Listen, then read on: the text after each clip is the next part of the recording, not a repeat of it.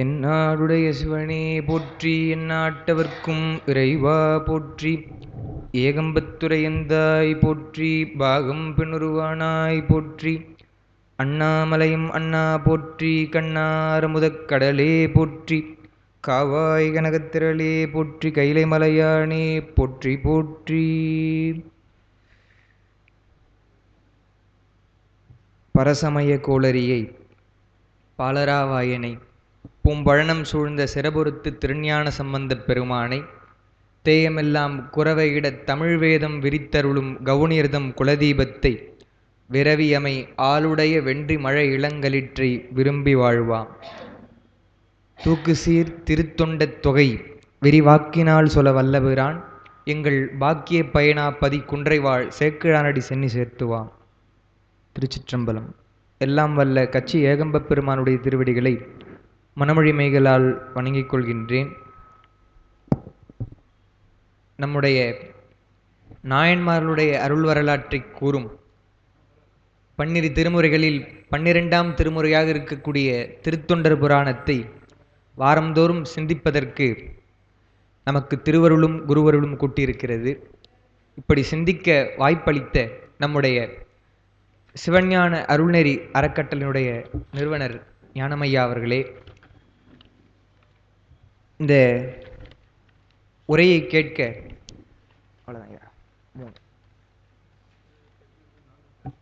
மூணு பக்கம், ஆமாம் 6 பக்கம் 3 பேச்சு உரையை கேட்க இங்கே வந்திருக்கக்கூடிய அடியார் பெருமக்களே, உங்கள் அனைவருக்கும் என்னுடைய பணிவான வணக்கங்களை தெரிவித்துக் கொண்டு, இந்த முறை இளைஞர்களில் 2 பேர் வருவாங்க. அதில் ஒன்று என்னுடைய தங்கை, இன்னொன்று அந்த குழந்தை, அவங்க வருவாங்க. இப்போ புதுசாக என்னுடைய நண்பர் வந்திருக்கிறார். அவர் விவேகானந்தா கல்லூரியில் பிஎஸ்சி கம்ப்யூட்டர் சயின்ஸ் படிக்கிறார். நாங்கள் பள்ளி பருவத்திலே இங்கே இருக்கக்கூடிய இன்ஃபன்ட் ஜீசஸ் மெட்ரிகுலேஷன் அந்த பள்ளியிலே 8ஆம் வகுப்பு முதல் 12ஆம் வகுப்பு வரை ஒன்றாக படித்தோம். அவர் என்ன மாதிரி தான் ஓய்வாக இல்லாமல் காஞ்சிபுரத்துக்கு அங்கே சென்னையில் தான் தங்கி படிக்கிறார். இங்கே வரப்போ அவருடைய போராத காலம் ஐயா வகுப்பு இருந்திருந்தால் நல்லா இருந்திருக்கும். என்னுடைய வகுப்பாக போச்சு. சரி கேட்குறேன்னு சொல்லிட்டு வந்தாங்க. அவருக்கும் என்னுடைய வணக்கத்தை சொல்லி, நாம் தொடர்ந்து திருத்தொண்டர் புராணத்தை சிந்தித்து கொண்டு வருகிறோம். அதில் பெருமக்களே, உலகலாம் என்று தொடங்கி அந்த பாயிரத்திலே இருந்து ரொம்ப அழகான முறையிலே அந்த திருநாட்டு சிறப்பு பகுதிகளை சேக்கிழார் சுவாமிகள் சொன்னார். அதை நாம் நிறைவு செய்தோம். ஒரு காப்பிய அமைப்பிலே புராணம்தான், அடியாருடைய வரலாற்று தான் சொல்கிறார். இருந்தாலும் காப்பியத்திற்குரிய அந்த அமைப்பிலே சொல்லும் பொழுது ஒரு நாடு என்று எடுத்துக்கொண்டு சோழ நாட்டை சொல்கிறார். ஏன்னு சொன்னால், அந்த காவிரி பாய்க்கூடிய சிறப்பு எல்லாம் நம்ம சென்ற வகுப்புகளில் சொன்னோம். அப்படி நாடு என்பதை சோழ நாடு சொன்னவர் அடுத்ததாக நகரச் சிறப்பு சொல்ல வேண்டும் என்று திருநகரச் சிறப்பு என்று கூறுகிறார். புத்தகத்தில் திருநகரச் சிறப்பு என்று இருக்கும், குறிப்பும் கொடுத்துருக்கோம். இன்றைய தேதி 12/10/2024 என்று போட்டு கொடுத்துருப்போம். அந்த திருநகரம் என்பதை எதை எடுத்துக்கலாம்னு சொன்னால், திருவாரூர் எடுத்துக்கொள்ளலாம் என்று திருவாரூருடைய அந்த நகரச் சிறப்பை சொல்கிறார். சொல்லும் பொழுது அங்கே அரசாண்ட மனுநீதி சோழன் என்று சொல்லக்கூடிய அந்த சோழ மன்னனுடைய வரலாற்றை சொல்கிறார். எல்லாருக்குமே அந்த வரலாறு தெரியும். அது எங்கே இருக்குது, முழுசாக படிப்பது என்பது போல தான் தெரியாதே தவிர, ஒரு நீதி என்று சொன்னாலே மனுநீதி சோழனை தான் எல்லாரும் சொல்லுவாங்க. இன்னைக்கு அது மாதிரி நீதி இருக்கா என்பது ஒரு பெரிய கேள்விக்குறி தான். இருந்தாலும் நீதிமன்றத்தில் அவங்களுடைய அந்த உருவம் இருக்கும். திருவாரூருக்கும் நீங்கள் போனீங்கன்னா கோவில் பக்கத்திலேயே பெரிய ஒரு கல்லினால் அமைந்த மனுநீதி சோழருடைய அந்த வரலாற்றை நினைவுபடுத்தக்கூடிய தேர் போலவே ஏற்றால் அது இருக்கும். அந்த ஒரு அமைப்பும் அங்கே இருக்கிறது. நம்ம வரலாறு பார்க்க போகிறோம். அதுக்கு முன்னாடி சும்மா எப்பவுமே நான் சொல்லுவேன் இல்லையா, திரைப்பட பாணியில் சொல்லணும்னா ஒன்லைன் அப்படின்னு சொன்னால் திருவாரூருடைய சிறப்பு. அப்புறம் அந்த மனுநீதி சோழன் என்பவர் தன்னுடைய மகனையே தேர்காலிலே இட்டு நீதி செய்கிறார் என்பதை பார்க்கிறோம். இந்த வரலாற்றை சேக்கிழார் மட்டும் சொல்கிறாரா என்றால், இந்த வரலாறை ரொம்ப விரும்பி ராமலிங்க அடிகள் வள்ளலார் என்ன பண்ணுறாருன்னு சொன்னால், ஒரு தனி நூலே செய்கிறார். அவருடைய நூல் நமக்கு தெரியும், திருவருட்பா. மனுமுறை கண்ட வாசகம் என்று ஜீவகாருண்ய ஒழுக்கம் சொல்கிறார். அதே போல ஒரு உரைநடையாக மனுமுறை கண்ட வாசகம் என்று சொல்லி அதில் விரிவாக எழுதுகிறார்.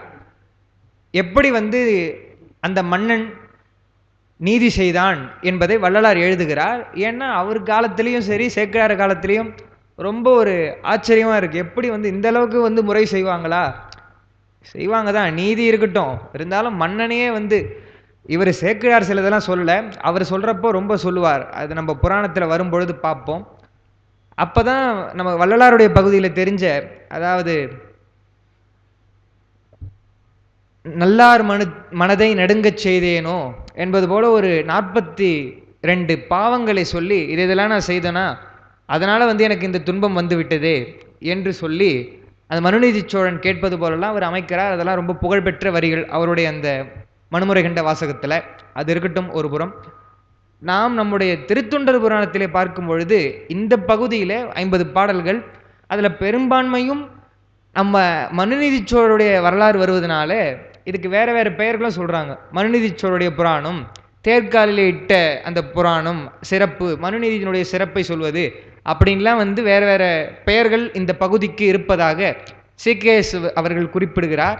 ஆனால் பெரும்பான்மை திருநகர சிறப்பு என்பது சிறந்ததாக இருக்கும் என்று எழுதுகிறார்கள். அப்போ அந்த திருநகரம் என்பது எது என்பது அந்த முதல் பாடல்ல சொல்கிறார். குறிப்பை பாருங்க.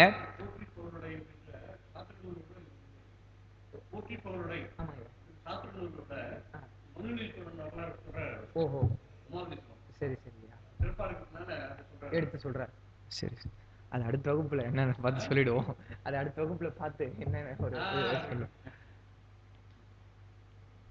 அந்த திருநகரம் என்பதை எதை எடுத்துக்கிறேன்னு சொல்றார்.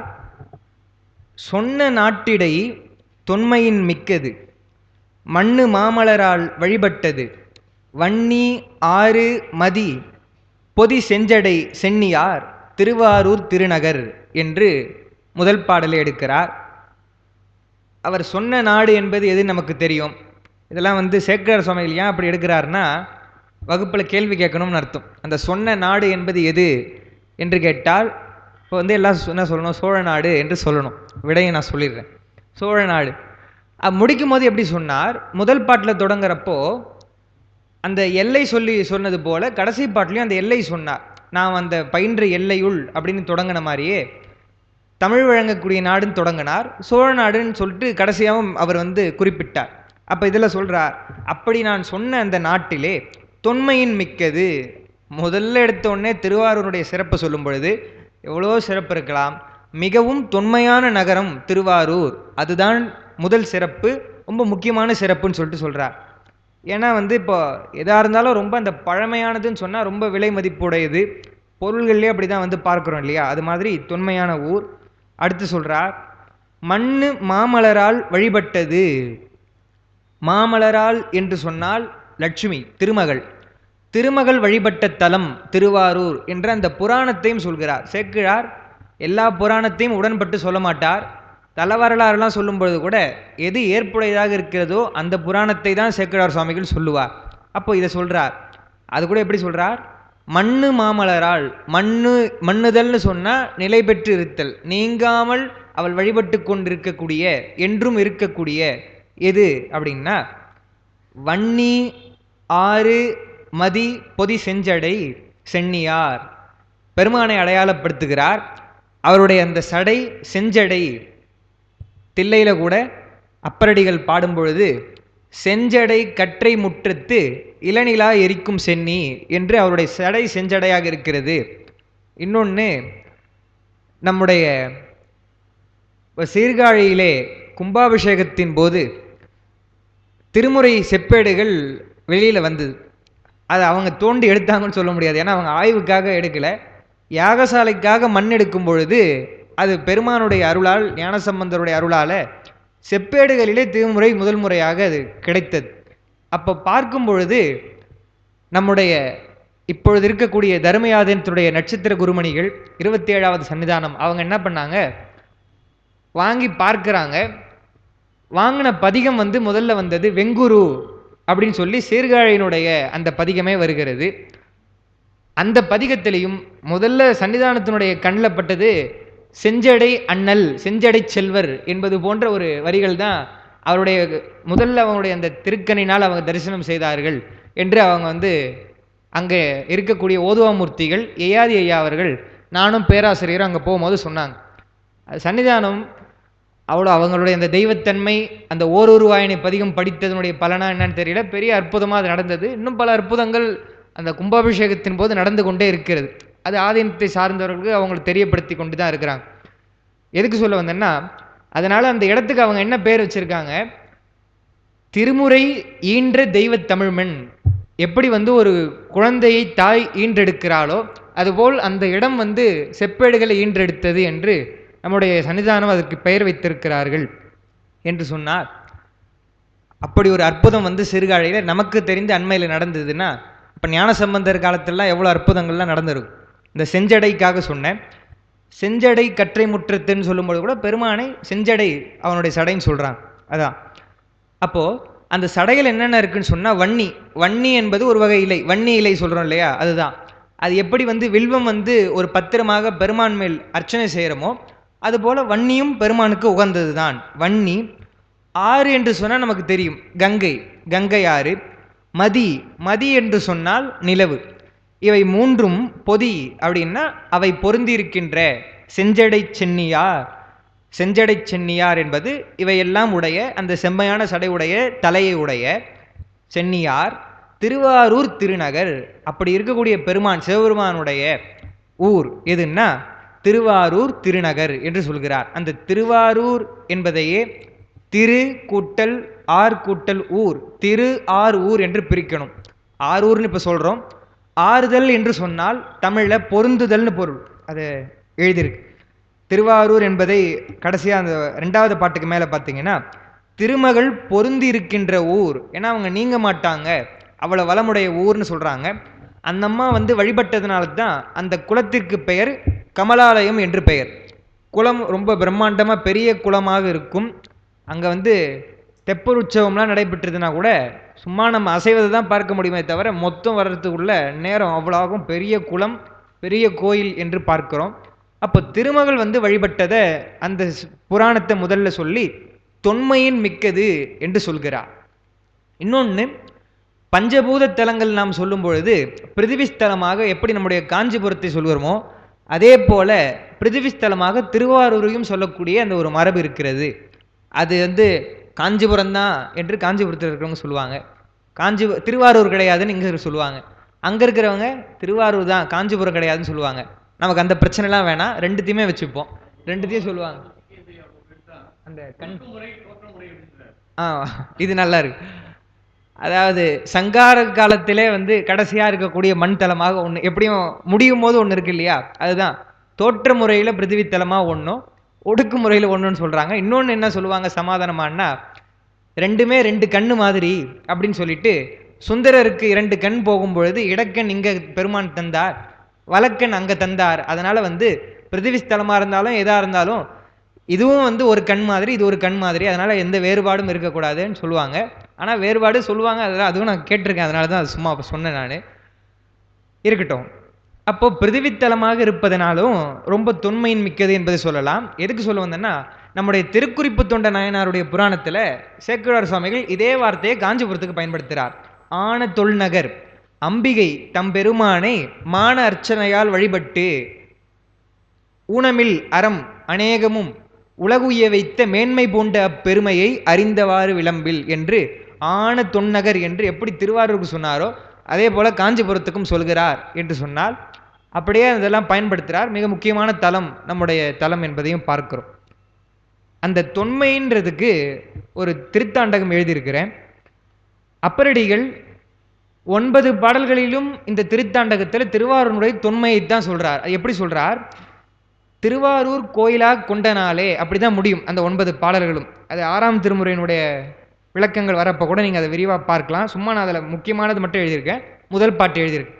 என்னன்னு சொன்னால், பெருமானே நீங்கள் திருவாரூரில் இருக்கீங்களே, இப்போ இது நடந்ததே, இதுக்கு முன்னாடி இருக்கீங்களா இல்லை அதுக்கு முன்னாடி இருந்தே இருக்கீங்களா, எப்போ இருக்கீங்க அப்படின்னு கேட்குறப்ப அவர் எப்படி கேட்குறாரு பாருங்க. எடுத்த உடனே ஒருவனாய் உலகேத்த நின்ற நாளோ, மகா சங்கார காலத்திலே இவர் மட்டும்தான் தனியாக இருப்பார். அதுதான் வந்து சொல்கிறாங்க இல்லையா, மனோன்மணியத்தில் வேடிக்கையாக சொல்லும் பொழுது பெருமான் தனியாக இருக்கும் பொழுது, இப்போ நாம் தனியாக இருக்கும்னு சொன்னால் கையில் செல்ஃபோன் வச்சுருப்போம், இல்லை வயசானவங்கன்னு சொன்னால் டிவி வச்சுருப்பாங்க, இல்லை ரேடியோ வச்சுருப்பாங்க. அப்போ பெருமான் என்ன சார் பண்ணுவார்? அவருக்கு போர் அடிக்காதா?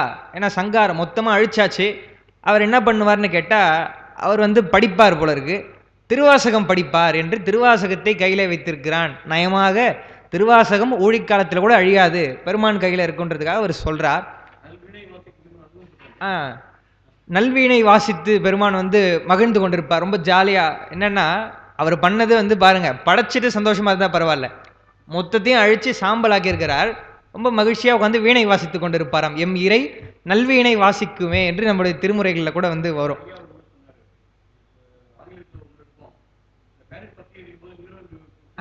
ஆமா, அந்த மாதிரி அது ரொம்ப நல்லா இருக்கும். அந்த எனக்கு டக்குன்னு அந்த ஆங்கில இது வந்து ஞாபகம் வரல, ஐயா சொல்லியிருக்காங்க. ஏன்னா அவன் அரசன், மொத்தம் வந்து எரிந்து கொண்டு இருக்குதுன்னு சொன்னால் அவன் பாட்டுன்னு அதை எதை பற்றியும் கவலைப்படாமல் அவன் ஏதோ ஒன்று இன்ஸ்ட்ருமெண்ட்டில் கேட்டுட்டு இருக்கான்னு சொன்னால் அப்போ என்ன பண்ணுறது? அது மாதிரி தான் வந்து இப்போ எப்படி வந்து போர் நடந்து கொண்டு இருந்தாலும் இந்த ஐக்கிய நாடு சபையெல்லாம் அப்படியே அமைதியாக வந்து அவங்க இருக்கிறாங்களோ அது மாதிரி சொல்லலாம். இதெல்லாம் என்ன பண்ணுறது? எல்லாம் மனசு கஷ்டமாக இருக்குது அதை பற்றி சொன்னால். ஏன்னா 2 நாடுகளும் என்னவோ இப்படி பண்ணிட்டு இருக்காங்க, அமைதியாக எதுவும் கேட்காம, எவ்வளோ அந்த உயிர்கள்லாம் வருத்தம். அது இருக்கட்டும்.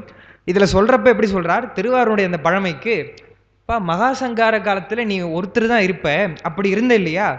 உலகேத்த நின்ற நாளோ, அப்படி இருந்த நாளோ அப்பத்துலேருந்து இருக்கியா திருவாரூரில்? ஓருருவே மூவுருவம் ஆன நாளோ, அதாவது அப்படி மகாசங்காரம் செய்துட்டு சித்தாந்தத்தில் தெரியும் பெருமான் ருத்ரனாகவும் திருமாலாகவும் அப்புறம் பிரம்மாவாகவும் இருந்து படைத்தல் காத்தல் மறைத்தல் அருளல் போன்ற அந்த அழித்தல்லாம் செய்கிறப்போ, மகாசங்காரம் முடிஞ்சதுக்கப்புறம் பெருமானே வந்து அந்தந்த நிலையிலிருந்து செய்கிறப்போ அதை சம்புபட்சம் என்று சொல்லுவாங்க. பெருமானே வந்து அயனாகவும் அரியாகவும் இருந்து ருத்ரனாகவும் இருப்பார். அதுதான் சொல்கிறார், ஓருருவே மூருவம் ஆனனாலோ. அந்த காலத்துலேருந்து நீங்கள் இருக்கிறீங்களோ ஒருவேளை திருவாரூரில், அப்படின்னா என்ன அர்த்தம்னா முதல்ல அங்கே தான் வந்து தோற்றமாச்சு அப்படின்றது போல பொருள் வரும், அவ்வளோ தொன்மை அப்படின்னு. அடுத்து கருவனாய் காலனை முன் காய்ந்தனாலோ, அது பாட்டில் வந்து கருவனாயின்னு இந்தரா வருது, ஆனால் வல்லினராக தான் வரணும், எதுகைக்காக வந்து அப்படி இருக்கு. அது அருணையார் தான் குறிப்பில் எழுதுகிறாங்க. வல்லினராக போட்டால் என்ன பொருள்னு சொன்னால், கோவமா கருவனாய் காலனை முன் காய்ந்தனாலோ, நீ யமனை இடர்னீங்களே அப்பயோ அப்பத்திலேருந்து இருக்கீங்களா திருவாரூரில்? அடுத்து காமனையும் கண்ணழலால் விழித்தனாலோ, காமனை என்ன பண்ணார்? நெற்றிக்கண் திறந்து எரிச்சிட்டார். அப்போ நீங்கள் எரிச்சிங்களே அப்பத்திலேருந்து இருக்கீங்களா? அப்புறம் மறுவனாய் மண்ணும் விண்ணும் தெரித்த நாளோ, மான்மரி கை ஏந்தி ஓர் மாதோர் பாகம். மறுவனாய்னா மண்ணும் விண்ணும் பொருந்துமாறு அந்த படைத்தல் தொழில் செய்தீங்களே அப்பத்தில் இருந்தா, இல்லைனா மான்மரி கை ஏந்தி அப்படின்னா மான்மரி அந்த மானை கையில் வச்சிருப்பார். நீங்கள் இப்போ கூட பார்த்தீங்கன்னா கையில் இப்படி மான் வச்சிருப்பார் அழகாக. அது ஒன்றும் ஒரு எப்படி அந்த திருமேனியே பார்த்தீங்கன்னா அது மாயமாக அந்த வேள்வியிலிருந்து வந்த மான். அந்த புராணம்லாம் நமக்கு தெரியும். பெருமானை அழிப்பதற்காக ஒரு துர்வேள்வி செய்கிறாங்க, யானை அமுச்சு வைக்கிறாங்க. அவர் என்ன பயப்படுறாள்? அவர் அழகாக அதை போர்த்து தோல் மாதிரி போர்த்துக்கிட்டார், யானையின் உரி போர்த்தார். சரி, ஒன்று ஒன்றா இப்படியே செய்கிறப்போ மான் அனுப்புகிறாங்க. ஒரு சிரமமாக ஒன்று நம்ம என்ன பண்ணுவோம், இப்போது காளை கூட அடக்குறாங்களே ஜல்லிக்கட்டில், வாமா அப்படின்னு சொல்லி அதை அப்படியே பிடிச்சா வந்து நிற்கும் காளை மாடு. அந்த திமிரோட அந்த பிடிச்சி இளைஞர்களும் அந்த சக்தியோடு பிடிச்சாதான் அந்த திமிழ் பிடிச்சி இது பண்ணணும். இவனுக்கும் திமிர் இருக்கணும், திமிழை பிடிக்கணும் இல்லையா? அந்த அப்படி பிடிச்சாதான் அது நிற்குமே தவிர இங்கே வான்னு சொல்லிட்டு அந்த பாட்டு ஒன்று வருமே, செண்பகமே செண்பகமேன்னு சொல்கிற மாதிரி சொன்னால் அது நிற்காது. அது மாதிரி பெருமான் அப்போ சிரமப்பட்டாரா அப்படின்னா சிரமப்படலையா? நீங்கள் அந்த திருமேனி பார்த்தீங்கன்னா தெரியும், ரொம்ப அப்படியே சும்மா லேசாக அப்படி வச்சுருப்பார். அந்த மான் கையில் வேந்து கொண்டு இருக்கும்போது அவர் சிரமப்பட வேண்டியதில்லை அப்படின்னு சொல்லுவாங்க. அதே மாதிரி தான் கங்கையை கூட சடையில் அடக்குனார்னு சொன்னால் மொத்த சடையிலையும் அந்த கங்கை என்பது கிடையாது, சும்மா ஒரு மயிரிழையில் தான் அந்த கங்கையை வைத்து கொண்டிருக்கிறான் பெருமான் என்பதை நம்ம வந்து பார்க்கிறோம். எதுக்கு சொல்ல வந்தேன்? அப்படி மானை கையில் வைத்து கொண்டு இருக்கிறீங்களே அதுக்கு முன்னாடியா இல்லை எப்போ நீங்கள் வந்தீங்க திருவாரூருக்குன்னு கேட்குறார். ஏன் இப்படி வருதுன்னு சொன்னால், பெருமான் திருத்தோணிபுரம் என்று சொல்லக்கூடிய சீர்காழியிலே தோணிபுர பெருமானாக மேலே இருப்பார். அந்த திருமேனியில் பார்த்தீங்கன்னா அம்மையப்பராக இருப்பதில் மான் வந்து இருக்காது. ஏன்னு சொன்னால் அவர் ஊழிக்காலத்தில் எல்லாம் அழிந்த பிறகு அந்த தோணியாக ஊர் இருக்கிறது, தோணிபுர பெருமானாக இருக்கிறாருன்னு சொன்னால் அப்போ வந்து அந்த மான் எல்லாம் அந்த புராணம்லாம் நடக்கலை என்பது போல் நீங்கள் தோணிபுர பெருமானுடைய அந்த போய் பார்த்தா தெரியும், இல்லைன்னா நெட்டில் கூட அந்த திருவுருவத்தை பார்த்தால் வெறும் கை மட்டும்தான் இப்படி இருக்குமே தவிர மான் வந்து தோணிபுர பெருமானுடைய அந்த திருமேனியில இருக்காது.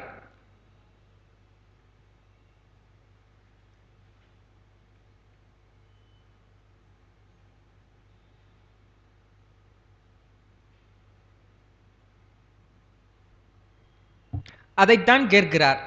அப்போ உங்க கையில மான் வச்சிருக்கீங்களே அதுக்கு முன்னாடியா, இல்லைனா மாதோர் பாகம் திருவினால் சேர்வதற்கு முன்னோ பின்னோ? அடுத்து கேட்டார். பெருமானுடைய கோலங்கள் பல வகையான கோலம், அது மாகேஸ்வர மூர்த்தம்னு சொல்றாங்க, அது 25 இருக்குதுன்னு சொல்றோம். அது இல்லாமல் அடியார்கள் எப்படி நினைக்கிறார்களோ ஆரொருவர் உள்குவார் உள்ளத்துள்ளே அவ்வுருவாய் நிற்கின்ற அருளும் தோன்றும். இவருதான்ப்பா இங்கே தான் வந்து திருவாரூர் பெருமான் எழுந்தருள் இருக்கிறார் அப்படின்னு நினச்சி நம்ம வந்து பூஜை செய்தோம்னு சொன்னால் பெருமான் வந்துடுவான், உண்மையிலே வந்துடுவா. அதுதான் சொல்கிறார். ஆரொருவர் உள்குவார் உள்ளத்துள்ளே அவ்வுருவாய், நம்ம எப்படி நினைத்தோமோ அதுபோல பெருமான் வந்துடுவான் என்பதை பார்க்கிறோம். அதுபோல் சொல்கிறோம். ஆனால் பெருமானுக்கு அதெல்லாம் இருக்கட்டங்க, எது ரொம்ப தொன்மையான கோலம் என்று சொன்னால் அர்த்தநாரீஸ்வரர் கோலம் தான் தொன்மையான கோலம். உமையை ஒரு பாகம் உடைய கோலம் சொல்லிட்டு அதை சொல்லும் பொழுது எப்படி சொல்றார், மாணிக்க வாசகர் தான் சொல்றார். தோலும் துகிலும் பாட்டில் தொன்மை கோலமே நோக்கி சென்று உதாய் கோத்தும்பின்னு சொல்றப்போ அது தொன்மையான கோலம் தெரியும். அதை சொல்றார். திருவினாள்னா இந்த இடத்துல லட்சுமி கிடையாது, அழகுடையவள் அப்படின்னு அர்த்தம். திரு பொருந்திய அந்த மாது யாருன்னா உமையம்மை, அவள் சேர்வதற்கு பாகம் சேர்வதற்கு முன்னோ பின்னோ திருவாரூர் கோயிலா கொண்டனாலே. அப்போ எவ்வளோ தொன்மையான ஒரு நகராக அந்த திருவாரூர் நகர், அந்த திருவாரூர் கோயில் இருக்குது என்பதை இந்த பாட்டில் சொல்கிறார். அப்புறம் அந்த திருத்தாண்டகம் முழுக்க அதான் சொல்கிறார். நான் ரொம்ப முக்கியமானது மட்டும் எடுத்திருக்கேன். 3வது பாட்டு எழுதியிருக்கேன் பாருங்க. மாடமொடு மாளிகைகள் மல்கு தில்லை மணிதிகழும் அம்பலத்தே மன்னி கூத்தை ஆடுவான் புகுவதற்கு முன்னோ பின்னோ அணியாரூர் கோயிலா கொண்டனாலே. ரொம்ப சிறப்பாக நம்ம சொல்லும் பொழுது கோயில் என்று சொன்னாலே சிதம்பரத்தை தான் வந்து சொல்கிறோம். அப்போ அந்த சிதம்பரத்திலே நடராஜ பெருமான் ஐந்தொழில் செய்கிறார் என்பதை பார்க்கிறோம். திருச்சிற்றம்பலம் என்று சொல்கிறோம். எந்த ஊரில் இருந்து யார் எப்படி வந்து இப்போ திருமுறை பாடினாலும் ஆரூர் அமர்ந்த அரசே போற்றின்னு சொல்லிட்டு பாட போகிறது இல்லை. ஆனால் யார் பாடினாலும் திருச்சிற்றம்பலம் சொல்லி தான் பாடுறாங்க. ரொம்ப சிறப்பான தலம் தில்லை திருச்சிற்றம்பலம் என்று நம்ம பார்க்கிறோம். அந்த திருச்சிற்றம்பலத்தில் நீங்கள் போய் நடனம் ஆடுறீங்களே, அதுக்கு முன்னாடி இங்கே வந்துட்டீங்களோ அப்படின்னு சொல்லி கேட்குறாரு பாருங்க. அம்பலத்தே மன்னி கூத்தை ஆடுவான் புகுவதற்கு முன்னோ பின்னோ, அதுக்கு முன்னாடியா இல்லை ஒருவேளை அங்கே போயிட்டு வந்தீங்களா? திருவாரூர் கோயிலா கொண்ட நாளே சொல்றார். அடுத்து சொல்றார், வேதத்தை விரிப்பதற்கு முன்னோ பின்னோ விழவாரூர் கோயிலா கொண்ட நாளே. எப்படி இருக்குன்னா, வேதம் சொல்றதுக்கு முன்னாடி நீங்க போனீங்களா, இல்லை வேதத்தை சொல்லிட்டு அங்கே போனீங்களா? ஏன்னா வேதத்தை பெருமான் தான் சொன்னா. ஏன் இதெல்லாம் கேட்கிறாருன்னு சொன்னால் அவ்வளவு தொன்மையான நகர் திருவாரூர் என்பதை அப்பரடிகள் சொல்கிறார். சேக்கிழாரே நீங்கள் பார்த்தீங்கன்னா இப்போ நான் எழுதின இந்த ஒரு 10-15 பாடல்களிலே 2-3 இடத்துல தொன்னகர் தொன்னகர் தொல்நகர்னு சொல்கிறார். ஏன்னா அவ்வளோ தொன்மையான நகர் என்பதை பார்க்கிறோம். அது வந்து அவ்வளோ சிறப்புடையது திருவாரூர். என்ன ஒரு சிறப்புனா, நல்ல வேலையாக இப்போ திருவண்ணாமலை போன்ற கோயில்கள்லாம் ரொம்ப இப்போ வந்து எப்படி சொல்கிறது, வியாபார ரீதியாக நம்ம சொல்லிடலாம். அந்த அளவுக்கு பக்தி இருக்கோ இல்லையோ எல்லாம் போய் அங்கே விழுறாங்க. திருப்பதி மாதிரி திருவண்ணாமலை போயிடுறாங்க.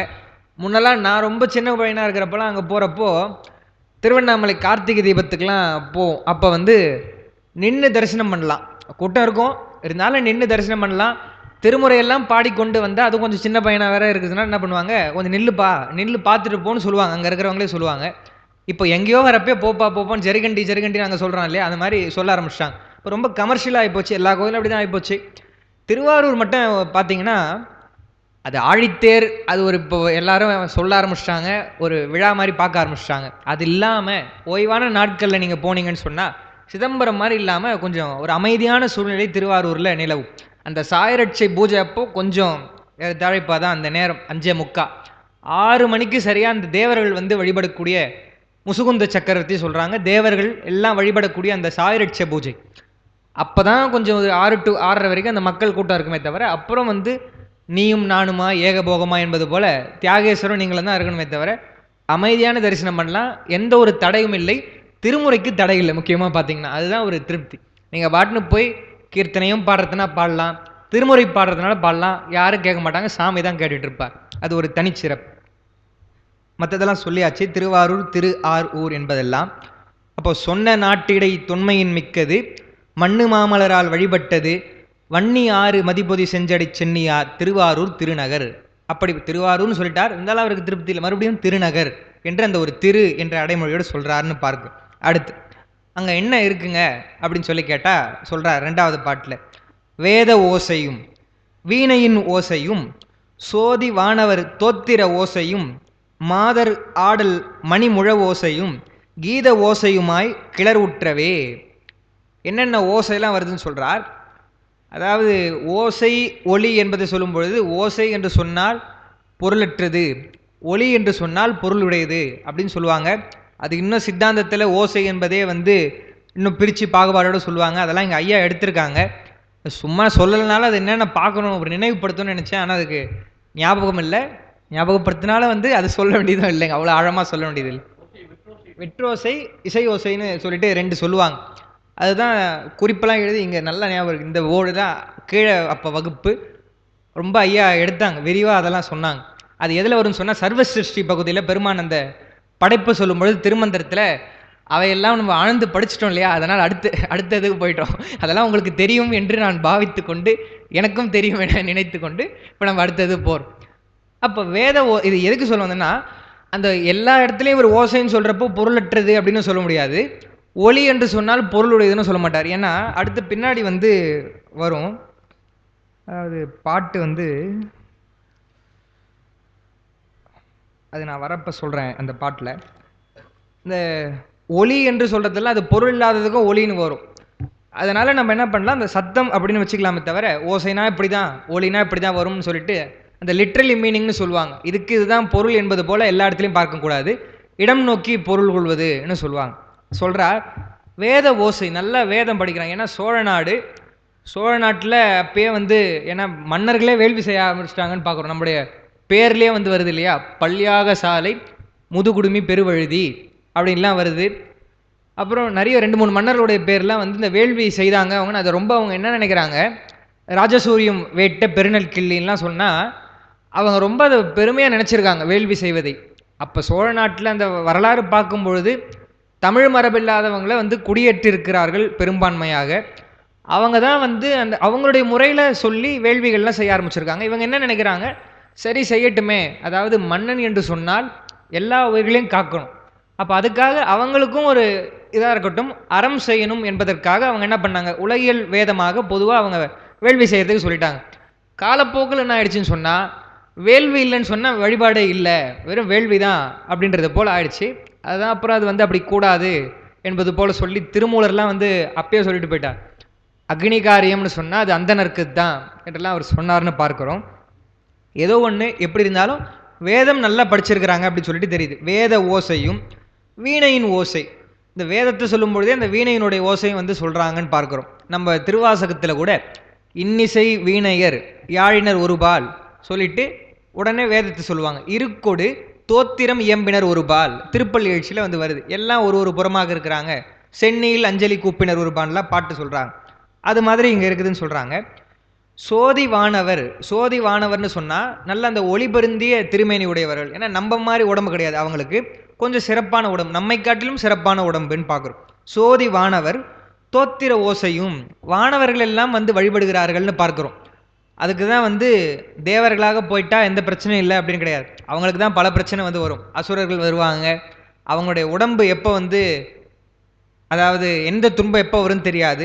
உடம்பும் எப்போ வேணால் போயிடலாம், அவங்களுடைய உடம்பும் கொஞ்சம் தள்ளி போகுமே தவிர அது வரைக்கும் அவங்களுக்கு இன்ப துன்பங்கள்லாம் உண்டு. இன்னொன்று என்னென்னா, அவனால் அனுபவிச்சே ஆகணும், உயிர் கூட போகாது இல்லையா. அவன் வாட்டின அமரர்னு சொன்னால் அமுதம் சாப்பிட்டு அந்த மரணம் தள்ளி போடப்பட்டிருக்கே தவிர மரணமே இல்லாதவங்க இல்லைன்னு பார்க்குறோம். அதனால தான் அவங்களுக்கு பல பிரச்சனை வரப்போ பெருமானிடத்துலையோ இல்லை போய் விஷ்ணு இடத்திலோ போயிட்டு, சின்ன பிரச்சனையாக இருந்தால் விஷ்ணு இடத்துல போவாங்க. அவராலே முடியலன்னு சொன்னால் நீங்கள் போங்கப்பா பெருமான் இடத்துல போங்கன்னு சொல்லுவார், அவரும் வழிபடுவார் அப்படின்னு பார்க்குறோம். அதெல்லாம் எல்லாமே புராணத்தில் சொல்லப்பட்ட கருத்து தான். அப்போது அவங்களாம் தோத்திரம் செய்கிறார்கள்னா பாடுகிறார்கள், வழிபடுகிறார்கள். தோத்திர ஓசையும் மாதர் ஆடல் மணிமுழ ஓசையும், ஆடல் மகளிர் என்று சொல்லக்கூடிய அந்த அவங்கள என்ன சொல்கிறார், இவரே வந்து சொல்லும் பொழுது சேக்கிழார் சுவாமிகள் பதியிலார் என்று சொல்கிறார். பதியிலார்னு சொன்னா, பதினா தலைவன். இப்போ நம்ம பதி பசு பாசம் சொல்லும் பொழுது கூட பதினா தலைவன் சொல்றோம் இல்லையா? அந்த காலத்துல இளம்பெண்கள் என்ன பண்ணியிருக்கிறாங்க, எங்களுக்கு திருமணம்லாம் இருக்கட்டும், பெருமானுக்கு தான் வந்து எங்களுக்கு தலைவனா, பெருமானை தவிர வேற யாரும் எங்களுக்கு பதி கிடையாது, அவனை தவிர வேறு யாரும் எங்களுக்கு பதி இல்லை, பதியிலார் என்று சொல்லி அவங்களாம் என்ன பண்ணியிருக்காங்க, திருக்கோயில்களிலே போய் வழிபாடு செய்வதற்கான தொண்டு செஞ்சிருக்காங்க. தொண்டு செய்வதோடு மட்டுமல்லாமல் ஆடல் பாடல் போன்ற அந்த நிகழ்ச்சிகளை செய்திருக்காங்க. ஒரு விழான்னு சொன்னால் பெருமானுக்காக நாம் எந்த கலையவனா இருக்கலாம், வெறும் அதை இப்போ சொல்கிறப்ப எப்படி சொல்கிறாங்க, வெறும் அந்த கோயிலில் இருக்கக்கூடிய மகளிர்கள்லாம் ஆடல் தான் அப்படின்லாம் சொல்கிறாங்க. அப்படி வரலாற்றில் அப்படி கிடையாது. இப்போ எனக்கு ஒரு கலை தெரிஞ்சிருக்கும், அந்த கலையை பெருமானுக்கு நான் அர்ப்பணம் செய்கிறேன் என்று சொல்லி பொதுவாக மகளிர்களுக்கு அந்த ஆடல் கலை நல்லா வரும் இல்லையா? அப்போ அவங்க என்ன பண்ணுறாங்க, என்னுடைய அந்த ஆடல் கலை பெருமானுக்கு சமர்ப்பணம் என்று கோயிலில் ஆடுறாங்க, பணிகள் செய்கிறாங்க. அவங்களுக்கு தான் வந்து என்ன சொல்கிறார், கோயில் பினா பிள்ளைகால் என்று திருவாசகத்தில் வரும். அவங்க தான் இந்த கோயில் பினா பிள்ளைகால் பதியிலார் என்று சேக்கிழார் சுவாமிகள் அருமையான சொல்கிறார். அவங்க தான் சொல்கிறார், மாதர் ஆடல் மணிமுழவு ஓசையும், அந்த அவங்களுடைய ஆடலுக்கு என்று இருக்கக்கூடிய முழவு, இது வந்து வேற, அந்த முழவு என்று சொல்லக்கூடிய முழவு வேற, இந்த முழவு வந்து வேற என்று சொல்றாங்க. அதுக்காக இருக்கக்கூடியது கீத ஓசையும். இந்த கீதம் என்று சொன்னால் தமிழ் பாடல்கள், இந்த தோத்திரம் பாடுறாங்க இல்லையா, அது மாதிரி அப்ப பாடியிருக்காங்கன்னு தெரியுது. கீத ஓசையுமாய் கிளர் உற்றவே, கிளர் உற்றல் அப்படின்னு சொன்னா நன்றாக கேட்டது. இப்போ தமிழ்ல சொல்ல வந்து பல வகையா சொல்றோம். பதம், பதம்னா அது வடமொழி. இப்போ சொல்னு சொல்றோம், கிளவின்னு ஒரு வார்த்தை சொல்றோம் இல்லையா, அந்த கிளவின்னு சொன்ன என்ன அர்த்தம்னா கிளத்தல், சொல்லுதல் தான். வைகிரியா சொல்லுதல்னு அர்த்தம். கிளவின்னு சொன்னா நம்ம மனசில் நினைக்கிறதோ இல்லை பொதுவாக லேசா சொல்றதோ இல்லை, கேட்கும்படியாக கிளக்கும்படியாக சொல்வது, அதுதான் கிளவி என்று அந்த சொல்லுக்கு சொல்லுவாங்க. வைகிரி வாக்கா சொல்வது. அப்போ இவர் கிளர் உற்றவேன்னு சொன்னா இந்த சத்தங்கள்லாம் நல்லா கேட்குது, மனசுல பாடல, வெளியில வந்து பாடினாங்க அப்படின்னு அர்த்தம். அது கீத ஓசை. அந்த கீதம் என்பதைத்தான் நம்முடைய 2ஆம் திருமுறையில் ஞானசம்பந்த பெருமான் சொல்றார். அதை எப்படி பாடணும், மிக பாடணும். மிக பாடணும் சொன்னா அதிகம் பாடணும்னு ஒரு அர்த்தம். இன்னொன்று சத்தமாகவும் வந்து அச்சம் இல்லாமல் பாடலாம் பெருமானத்தில் போய் அப்படின்னு சொல்லி சொல்றார். கீதத்தை மிக பாடும் அடியார்கள் குடியாக பாதத்தை தொழ நின்ற பரஞ்சோதி பயிலுமிடம், வேதத்தின் மந்திரத்தால்னு அந்த புள்ளிருக்கு வேலூர் பதிகத்தை சொல்றார். கிளறுற்றவேன்னா கேட்கும்படியாக வெளிப்படுதல் என்பதை நம்ம பார்க்கிறோம். இவையெல்லாம் அங்கே இருக்குது அப்படின்னு பார்க்கிறோம். அடுத்து 2வது பக்கம் 3வது பாட்டு. பள்ளியங்கள் பரந்த ஒளியுடன் செல்வ வீதி செழுமணி தேர் ஒளி, மல்லல் யானை ஒளியுடன் மா ஒளி. 3வது பாட்டிலே இருக்கு, நான் அதை விட்டுட்டு எங்கேயோ இருக்குன்னு பார்த்துட்டு இருந்தேன். இப்போ யானையினுடைய ஒளிலாம் சொன்னால் பொருள்படும் ஓசை, பொருள்படக்கூடிய ஒளின்னு சொல்ல முடியாது. இந்த இடத்துல ஒளி என்று சொன்னால் கண்டிப்பாக பொருள் இருக்குன்னு அர்த்தம் கிடையாது. அப்போது சத்தம் அப்படின்னு வைத்துக்கலாமே தவிர அதுக்காக தான் சொன்னேன். மல்லல் யானை ஒளியுடன் மா ஒளி எல்லையின்றி எழுந்துளை எங்கனும் என்று சொல்கிறார். இந்த பள்ளியங்கள் என்ற சொல் ரொம்ப அருமையான சொல், அதுதான் நான் எழுதியிருக்கேன். பள்ளியம்னு சொன்னால் பல் கூட்டல் இயம், பல வகையான இயக்கங்கள் அல்லது இசைகள்னு சொல்லக்கூடிய இசைக்கருவிகள். அதுதான் இப்போ என்ன சொல்கிறாங்க, ஆர்கெஸ்ட்ரான்னு சொல்கிறாங்க பாருங்க. அந்த இசை நிகழ்ச்சி நடத்தும் பொழுது சேர்ந்திசைன்னு சொல்லுவாங்க. பல வகையான அந்த இசைக்கருவிகள், மியூசிக்கல் இன்ஸ்ட்ருமெண்ட் வைத்து ஆர்கெஸ்ட்ரான்னு சொல்லி எல்லாம் சேர்ந்து ஒரு மெல்லிசை போலவும் சேர்ந்திசையாக செய்வாங்க. அதற்கு அப்படியே ஒரு மொழிபெயர்ப்பாக்கம் எப்படி செய்யலாம்னா சேக்கிழார் செஞ்சிருக்கார். அதுதான் பள்ளியங்கள் சொல்லியிருக்கார். பல வகையான இயக்கங்களை தரக்கூடிய இசைகள். இப்போது நரம்பு கருவி இருக்குது, குழல் போன்ற அந்த கருவிகள் இருக்குது. அது இல்லாமல் வந்து மிலிட்ரியில் நம்ம பாடுறோம், பாட்டு அப்போ தான் பாட முடியும். மத்தளம் போன்ற அடிக்கக்கூடியது இருக்குது, கொட்டக்கூடியது இருக்குதுன்னெலாம் சொன்னால் எல்லாம் சேர்ந்து இசைப்பது தான் அந்த பள்ளியங்கள். பள்ளியங்கள் பரந்த ஒளியுடன், அந்த ஒளியோடு செல்வ வீதி செழுமணி தேரொளி, செல்வமிக்க வீதி, அந்த வீதிகளை தேர்லாம் போதான், அப்படிப்பட்ட தேர் போகக்கூடிய தேர் ஒளி. அடுத்து மல்லல் யானை. மல்லல்னு சொன்னால் செழிய வளமான யானை. ஒரு நாடு வளமாக இருக்குன்னா பொதுவாக யானை சொல்லுவாங்க. யானை வளர்ப்பதற்கு ரொம்ப நம்ம நிறைய அதுக்கு தீனி போடணும், நிறைய சாப்பிடும் யானைன்னு தெரியும். அப்போ யானை ரொம்ப வளமாக இருக்குது அந்த நாட்டில்னு சொன்ன அர்த்தம்னா ரொம்ப வளமான ஊராக இருக்குது. நாடு இல்லை, ஊர், திருநகரம் தானே சொல்கிறார். அப்போ அந்த யானைலாம் ரொம்ப சோர்ந்து போய் அப்படியே பொறுமையாக போயிட்டுருக்குன்னு சொன்னால் என்ன அர்த்தம், அதுக்கு சாப்பாடு போடாமல் இருக்கிறாங்கன்னு அர்த்தம். ரொம்ப பிரிஸ்காக இருக்குப்பா அப்படின்னு சொல்லி சொன்னால் என்ன அர்த்தம். இப்போ நம்ம கூட வந்து ரொம்ப அப்படியே தெளிவாக டென்ஷனாக இருக்குன்னா என்ன அர்த்தம்னா நல்ல ஒரு காஃபி குடிச்சிருக்கோம் அப்படின்னு அர்த்தம். அப்போ வந்து நம்ம ஜம்முன்னு கிளாஸ் கேட்கலாம், நல்லா புரியும். விவேகானந்தர் கூட அதானே சொல்கிறார். என்ன சொல்கிறார், முதல்ல கேட்க வராங்கன்னா அவங்களுக்கு என்ன பண்ணுப்பா, முதல்ல சோறு போடு, சாப்பாடு போட்டு அதுக்கப்புறம் தான் நீ விஷயத்த சொல்லணுமே தவிர இது மாதிரி ஏதோ ஒன்று டீயோ பிஸ்கெட்டோ கொடுத்துட்டு தான் சொல்லணும்.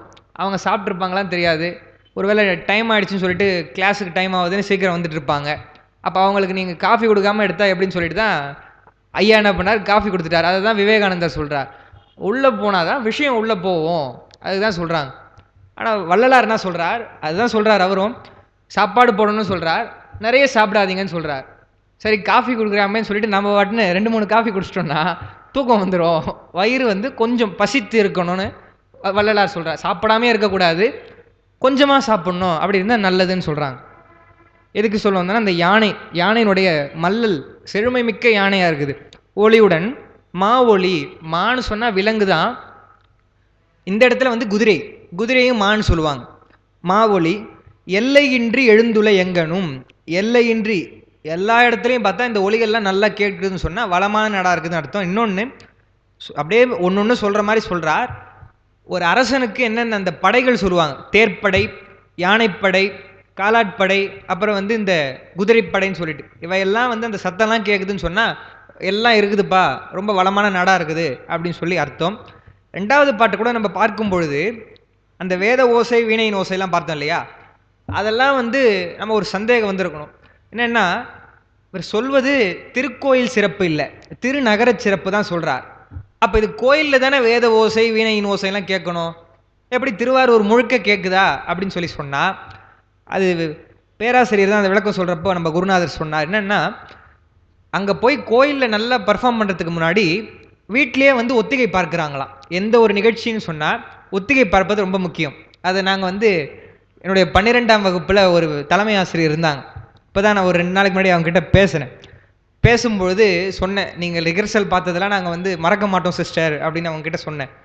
என்னென்னா, அவனுக்கு கூட ஞாபகம் இருக்கும், ஜூலை 15 காமராஜருடைய பிறந்த நாள், கல்வி வளர்ச்சி நாளுக்காக பள்ளியில் வந்து ஒரு விழா நடத்துகிறாங்க.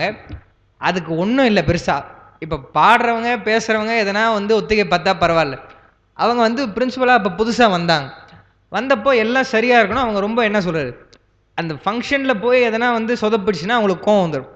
அதனால் என்ன பண்ணாங்க, ஆடுறவங்கள ஒத்திகை பார்த்தா பரவாயில்ல, மாணவர்கள்லாம் கூப்பிட்டு இங்கே பாருங்கள், நாளைக்கு இந்த இடத்துல காமராஜருடைய படம் இருக்கும், இருக்கிறதா நினச்சிக்கங்க. இங்கே ஒரு சும்மா கையில் வந்து எதுவும் இல்லை, அப்படியே வச்சுருக்காங்க. இப்போ வந்து இவங்க கையில் பூ வைத்து கொண்டு இருக்கிறார்கள், பாவனை இதுதான். அதை எடுத்து நீங்கள் அவர் படத்தை போடுறீங்க, படத்தில் பூ போடுறீங்க, இப்போ வந்து இந்த மாதிரி நீங்கள் பண்ணுங்க அப்படின்றாங்க. இப்போ சொன்னது தப்பு இல்லைங்க. எல்கேஜிலேருந்து 12ஆம் வகுப்பு வரை இருக்கக்கூடிய அந்த மாணவ தலைவர் ரெப்ரசன்டேட்டிவ் அவங்க வந்து போடணும். எங்களை கூட விடாமல் என்ன பண்ணாங்க, 12th ஸ்டூடெண்ட்டையும் கூப்பிட்டு ஒரு செக்ஷன் லீடர்ஸாக என்ன பண்ணாங்க, ஒத்திகை பார்க்கணும் அப்படின்னாங்க. நேற்று கூட நான் பேசும்போது அதை சொன்னேன், அதை நான் மறக்கவே மாட்டேன் சிஸ்டர், என்னுடைய வாழ்க்கையில் இப்படி ஒரு ஒத்திகையை நான் பார்த்ததே இல்லை அப்படின்னு சொல்லிவிடுது. அது மாதிரி அந்த வேத ஓசை வீணையின் ஓசைலாம் ஏன் வருதுன்னு சொன்னால், பெரிய விழாவில் போய் அவங்க பாடும் பொழுது ஆடும் பொழுது அவங்க வந்து சரியாக இருக்கணும். இன்னொன்று, இப்போ இன்றைக்கி கூட ஐயாவினுடைய அவங்க ஒரு அமைப்பு மூலமாக குழந்தைகளுக்கெல்லாம் வந்து திருமுறை சொல்லிக் கொடுக்கறதுக்காக இது பண்ணாங்க. இப்போது ஒரு கேள்வி கேட்கலாம், நம்ம தான் எல்லாம் அவனருளால் அவன்தாள் வணங்கின்னு சொல்கிறோம், விருப்பம் இருக்கிற மாணவர்கள் சொன்னால் இந்த மாதிரி வந்து கேட்டுக்க போகிறாங்க, அவங்க போய் கேட்டுக்க, நீங்கள் ஏன் சார் சிரமப்பட்டு ஒரு என்ன நீங்கள் ஒரு அமைப்பு மூலமாகவோ எது மூலமாகவோ நீங்கள் சொல்லித்தரணும் அப்படின்னா, எப்படி யார் விருப்பம் இருந்து அவங்களா வருவாங்களா? நம்ம இதை மாதிரி நல்லா ப்ரொமோட் பண்ணி இன்னும் சொல்கிறோம் வாங்கன்னா தான் அதுக்கே வெறும் குறைவான அன்பர்கள் தான் வந்தாங்கன்னு சொல்கிறாங்க. அது ஐயா கிட்ட அந்த செய்தி கேட்டு கூட நம்ம கூட இன்னும் தொலைபேசியில் கூட அதை இது பண்ணணும். இளைஞர்கள்லாம் குழந்தைகள் மிக முக்கியமாக வரணும்னு சொல்கிறாங்க. ஏன்னு சொன்னால் அந்த கலை அவங்களுக்கு அடுத்து போகும், அவங்க வந்து அந்த நெறியில் வருவாங்கன்னு சொல்கிறாங்க. எதுக்குன்னா, இந்த ஓசை நகரத்தில் கேட்குதுன்னு சொன்னால் கற்றறிந்து அதில் நல்ல சீனியர்ஸாக இருக்கிறாங்க இல்லையா, அவங்களாம் என்ன பண்ணுறாங்களாம், இளைஞர்களுக்கும் அந்த வரவங்களுக்கு சொல்லித்தராங்க. அதனால தான் நகரம் முழுக்க அந்த ஓசை கேட்குது என்று பேராசிரியர் சொன்னார். அந்த வானவருடைய தோத்திர ஓசை தவிர மற்ற இதெல்லாமே வந்து நகரம் முழுக்க இருந்தாலும் பொருந்தும் என்று அப்படியும் ஒரு பார்க்கலாம் சொன்னார். அது மாதிரி தான் எல்லையின்றி எழுந்துள்ள எங்கனும்னு சொன்னால், எங்கே பார்த்தாலும் இந்த ஓசைகள்லாம் இருக்குன்னு சொன்னால் அவ்வளோ வளமானதாக இருக்குது இந்த நாடு, இந்த நகரம், திருவாரூர் நகரம் என்பதை சேக்கிழார் சுவாமிகள் சொல்கிறார். அது பல இடங்களில் அவருடைய பாட்டு, அந்த அமைச்சர் என்பது ரொம்ப நுட்பமாக இதெல்லாம் வந்து சொல்லிட்டே வருவார். நகரம் முழுக்க இருக்கு, நாடு முழுக்க இப்படி வளமானதாக இருக்கு. இப்போ திருநாட்டு சிறப்பில் கூட நம்ம பார்த்தா தெரியும். நெல்லை பற்றி சொன்னவர் நெல் மட்டும் விளையுதுன்னு இல்லை, மற்றதும் இருக்குது. அது ஒரு குறிப்பு சொல்லும் பொழுதே அப்போ அது மட்டும்தான் இல்லை என்பது போல் அவர் சொன்னார் இல்லையா? அந்த அமைச்சருடைய அந்த இது அடிக்கடி அவர் சரியாக நுட்பமாக விஷயங்கள் சொல்வதை நம்ம வந்து பார்க்கலாம். அடுத்து 4வது பாடல். மாட மாளிகை சூளிகை மண்டபம் கூட சாலைகள் கோபுரம் தெற்றிகள் நீடு சாளர நீடரங்கு எங்கனும் ஆடன் மாதர் அணிசிலம்பு ஆர்ப்பன. மொத்தமாக சொன்னார் 2வது பாட்டில். 4வது பாட்டில் அந்த ஆடல் மாதர்கள் எல்லாம் ஆடல் வந்து பழகிறாங்க. அவங்களோட இடத்த சொல்லும்போது எப்படி சொல்கிறார், எல்லாம் வந்து அந்த அரங்கு தான். அவங்க வந்து ப்ராக்டிஸ் பண்ணுறதுக்கு ஒரு இடம் வேணும் இல்லையா? அந்த அரங்கு எப்படி எப்படி இருக்குன்னு சொன்னால் மாட மாளிகையாக இருக்கு. சூளிகைனாலும் அதுதான். மண்டபம் கூட சாலை எல்லாம் அந்த அரங்கு, அவர்கள் பயிலக்கூடிய அரங்கு. கோபுரம் போன்ற பெரிய இடங்கள். தெற்றிகள்னு சொன்னால் திண்ணையில் போய் அவங்க ஆடல் ப்ராக்டிஸ் பண்ணுவாங்களாப்பான்னா திண்ணை பக்கத்தில் இருக்கக்கூடிய இடம் திண்ணைகள்லாம் இருக்குதுன்னு சொல்கிறார். தெற்றிகள் நீடு சாளர நீடு அரங்கு. ரொம்ப நீடு சாளரம்னு சொன்னால் அதாவது எப்படி சொல்கிறது, காற்று போவதற்கு வசதியாக ரொம்ப நிறைய அந்த ஜன்னல் எல்லாம் அமைத்து இருக்கக்கூடிய இடம் என்று வைத்துங்களேன். ஏன்னா ஆடக்கூடிய இடத்துல அந்த வென்டிலேஷன் இருக்கணும்னு இப்போ நம்ம சொல்கிறோம் இல்லையா? அப்போ வந்து அந்த குளிர் சாதன வசதியெல்லாம் கிடையாது. ஆடுற அந்த பெண்கள்லாம் இருக்காங்க சொன்னால் நல்லா காற்றோட்டமாக இருக்கக்கூடிய நல்ல ஒரு அருமையான இடம். அதுதான் வந்து நீடு சாளர நீடு அரங்கு எங்கனும் ஆடல் மாதர் அணிசிலம்பு ஆர்ப்பன. அவருடைய அந்த அழகான சிலம்பினுடைய ஒளி, ஆர்த்தல்னு சொன்னால் அந்த ஒளித்தல், அந்த சத்தம் வந்து கேட்குது என்று 4வது பாட்டில் சொல்கிறார். அடுத்து 5வது பாடு. அங்கு உரைக்கு என் அளவ பதியிலார் தங்கள் மாளிகை ஒன்று சம்புவின் பங்கினால் திருச்சேடி பறவையாம் மங்கையார் அவதாரம் செய் மாளிகை. அதாவது அங்கு உரைக்கின் என் அளவு என்ன அர்த்தம்னா, அவர் சொல்றார் இல்லையா நிறைய இடத்துல, என்னுடைய சொல் வந்து சொல்லி முடியுமா, அவருடைய நாயனாருடைய பெருமையை சொல்ல முடியுமான்லாம் சொல்லுவார். அது மாதிரி அங்கு உரைக்கென் அளவு அப்பதியிலார் தங்கள் மாளிகையின் ஒன்று. பல பேருடைய அந்த மாளிகைலாம் இருக்குது, பறவையாருடைய மாளிகையும் அங்கே இருக்குது. அப்படிப்பட்ட அந்த திருவாரூருடைய அந்த நகர சிறப்பை என்னால் சொல்ல முடியுமா என்று கேட்கிறார். அவ்வளோ சிறப்புடையவங்க அவங்க. ஏன்னு சொல்லிட்டு சொல்கிறார், சம்புவின் பங்கினால். அந்த அம்மா யார்? ஒரு மாளிகையில் இருக்கக்கூடிய அந்த பறவையார் யாருன்னு சொன்னால் சம்புவாகிய சிவபெருமானுடைய பங்கினால் திருச்சேடி, சேடியர் என்று சொன்னால் அந்த அணுக்கு தொண்டு செய்யக்கூடிய தொண்டர்கள், அடிமை போன்று உமையம்மைக்கு செய்தவங்கன்னு பார்க்கிறோம். இதெல்லாம் வந்து நம்ம அந்த இதில் உபமன்யு முனிவருடைய அந்த இதில் பார்க்கும் பொழுது தெரிந்திருக்கும். இப்போ தடுத்தாட்கொண்ட புராணத்திலே அந்த செய்தி வரும். சுந்தரமூர்த்தி சுவாமிகள் அந்த திருமணம் செய்து கொள்ள போகிற அவங்க 2 பேரில் பறவையார் சங்கிலியார், அவங்க தான் கமலினி அனந்திதியாக மேலே இருந்தாங்கன்ற செய்தியெலாம் நம்ம பார்த்தோம் இல்லையா? அவங்க பறவையார் வந்து கமலினியுடைய அந்த இது அவங்களுடைய அவதாரமாக வந்தவங்க. அதுதான் சொல்கிறார், அவர்கள் இருக்கக்கூடிய அந்த மாளிகை என்று சொன்னால் அந்த மாளிகையுடைய பெருமை என்னால் சொல்ல முடியுமான்னு சொல்லிட்டு பறவையாம் மங்கையார் அவதாரம் செய் மாளிகை, அவங்க அவதாரம் செய்த மாளிகை இருக்குதுன்னு சொல்கிறார். அங்கே சொல்லும் பொழுது பெருமானை சம்பு என்று ஒரு வார்த்தையினால் குறிப்பிடுகிறார். சம்புன்னு சொன்ன என்ன அர்த்தம்னா சுகத்தை உண்டாக்குபவன் அர்த்தம். நம்ம 2 சங்கரன்னு சொல்கிறோம். சங்கரன்னு சொன்னால் என்ன அர்த்தம்னா இன்பத்தை செய்பவன் அர்த்தம். அந்த இன்பத்தை செய்பவன் என்பதனாலே சங்கரன் என்றும், இன்பத்தை ஆக்குபவன் என்பதனாலே அவன் வந்து சம்பு என்றும். இது எங்கன்னா காஞ்சி புராணத்தில் வருது. இன்பம் செய்தலின் சங்கரன், நமக்கு செய்கிறான், இன்பத்தை எடுத்துகிட்டு வந்து நமக்கு செய்கிறான், அதனால் அவன் சங்கரன். எம்பிரான் இன்பம் ஆக்கலின் சம்பு அப்படின்னு சொல்லிட்டு இடும்பை நோய் என்பது ஓட்டும் இயல்பினன் ருத்திரன் என்று காஞ்சி புராணத்தில் சொல்லியிருக்காங்க. அப்போ ருத்ரன், சம்பு, சங்கரன், இது 3க்கும் வந்து அதில் விளக்கம் கொடுத்துருக்குறாங்க. உமையம்மைக்கு சேடியராக இருந்த கமலினியார் பறவையாராக அவதரித்து அவர்கள் இருக்கின்ற மாளிகையும் இங்குள்ளது. அவங்க எவ்வளோ தவம் செய்தவங்க, இப்போ எப்படி சுந்தரரோ அது மாதிரி தானே அவங்களும் அவதாரம் செய்தவர்கள் தான் அவங்களும். அவங்க இருக்கக்கூடிய மாளிகையும் அந்த நகரத்தில் இருக்குன்னு சொன்னால், அதாவது இது எப்படி சொல்கிறது, வரும் பொருள் உரைத்தல்னு சொல்லுவாங்களே, அது மாதிரி தான். இன்னும் அந்த இதெல்லாம் வரல, அவங்க வந்து பிறக்கலை. இருந்தாலும் திருவாரூருடைய சிறப்பு சொல்லணும்னா சொல்லிதானே ஆகணும். அதுக்காக வந்து சொல்கிறார். சொல்லிட்டு அவங்க இருக்கிறாங்கன்னா அதனுடைய பெருமை சொல்வரைத்தோ என்பது போல அங்குரைக்கின் எண் என்று கேட்டால் சொல்ல முடியுமா அப்படின்னு அதுக்கு அர்த்தம். அடுத்து 6வது பாடல். படர்ந்த பேரொளி பன்மணி வீதி பார் இடந்த ஏனமும் அன்னமும் தேடுவார் தொடர்ந்து கொண்டு அவன் தொண்டர்க்கு தூது போய் நடந்த செந்தாமரை அடி நாருமால். ரொம்ப சிறப்பான ஒரு பாடல். என்னன்னா அந்த வீதி சொல்றார், மாட வீதின்னு சொல்லுவாங்க, அணி வீதி. வீதின்னு சொல்வதே நீங்கள் திருமுறையில் பார்த்தீங்கன்னா திருவாரூருடைய அந்த வீதிகள் எதனா ஒரு அடைமொழி சொல்லி தான் வந்து வரும். இப்போ திருவாரூர் கூட சொல்லும் பொழுது விழவாரூர், அணி ஆரூர், விழவரா காஞ்சின்லாம் சொல்கிறாங்களே, அது மாதிரி அந்த ஒரு அடை சொல்லுவாங்க. அவ்வளோ சிறப்புடையது திருவாரூர்னு சொல்லிட்டு அதான் சொல்கிறார். அங்கே இருக்கக்கூடிய அந்த வீதிகளில் மணிலாம் கிடக்குமா. மணிகள்லாம் எப்படி இருக்குன்னு சொன்னால் ஏதோ அது சாதாரண மணி இல்லை, படர்ந்த பேரொளி, அது அவ்வளோ ரொம்ப ஜொலிக்கக்கூடிய மணிகள்லாம் இருக்கக்கூடிய பன்மணி வீதி. அப்படிப்பட்ட அந்த வீதி இருக்கக்கூடிய திருவாரூரில் அது சொல்கிறதுக்கு முன்னாடி ஒன்று சொல்கிறார். பார் இடந்த ஏனமும் அன்னமும் தேடுவார். ஒருத்தர் வந்து நடந்தாருங்க அந்த திருவாரூரில்.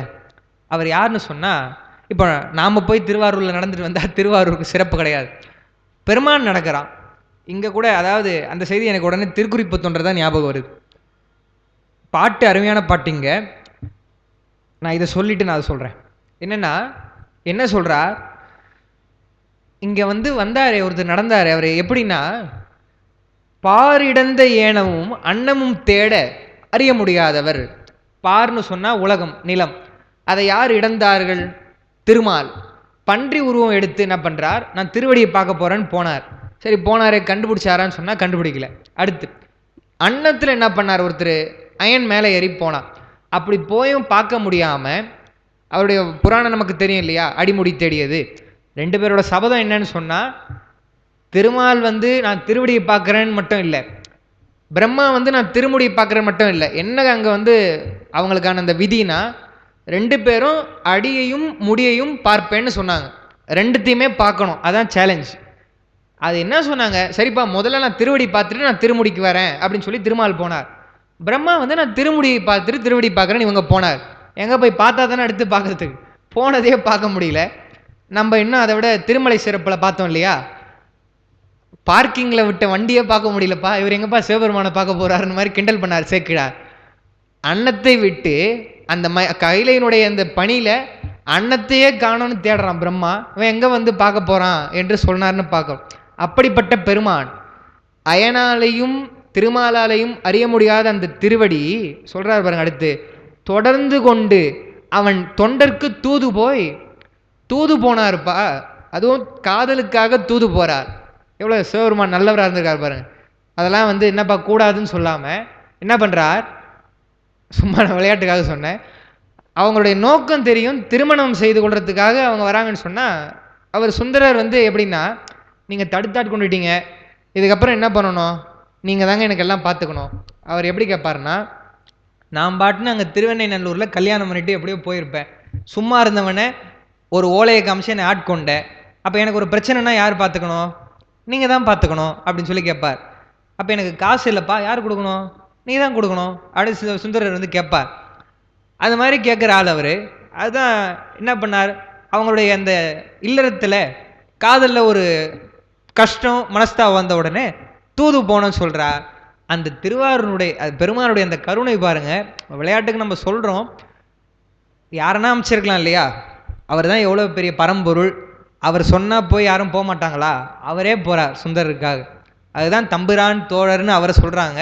இன்னொன்று பெருமானுடைய அந்த எளிவந்த தன்மை, வந்திக்கிழவிக்காக அந்த பிட்டுக்கு மண் சுமக்கிறார்னு சொன்னால் எவ்வளோ சிவபூதங்கள் இருக்குது, அந்த பூதகணங்கள்லாம் வந்து சுமக்காதா இவர் சொன்னால், இவரா வரார். அப்போ எவ்வளோ அந்த எளிமையான தன்மை, அதைத்தான் நான் இங்கே சொல்ல வந்தேன். திருக்குறிப்பு தொண்டருடைய வரலாற்றில் காலம் என்ன காலம்னு சொன்னால், ரொம்ப ஹாட்டான காலம் கிடையாது, குளிர்ந்த காலம். சீதமலி காலத்து திருக்குறிப்பு தொண்டர்பால் ஆதுலராய் மெலிந்து மிக அழுக்கடைந்த கந்தையுடன். நம்ம சிவபெருமான் மாதிரி சரியாக பொருத்தமாக வேஷம் யாராலையும் போட முடியாது. அங்கே மதுரையில் போய் பிட்டுக்கு பிட்டு சாப்பிட்ணும், அப்புறம் வேலை போகிறோன்னு தெரியும். யாரை வந்து வேலைக்கு கூப்பிடுவாங்கன்னு சொன்னால், ரொம்ப புதுசாக வேலைக்கு இருக்கிறவனை கூப்பிட மாட்டாங்க.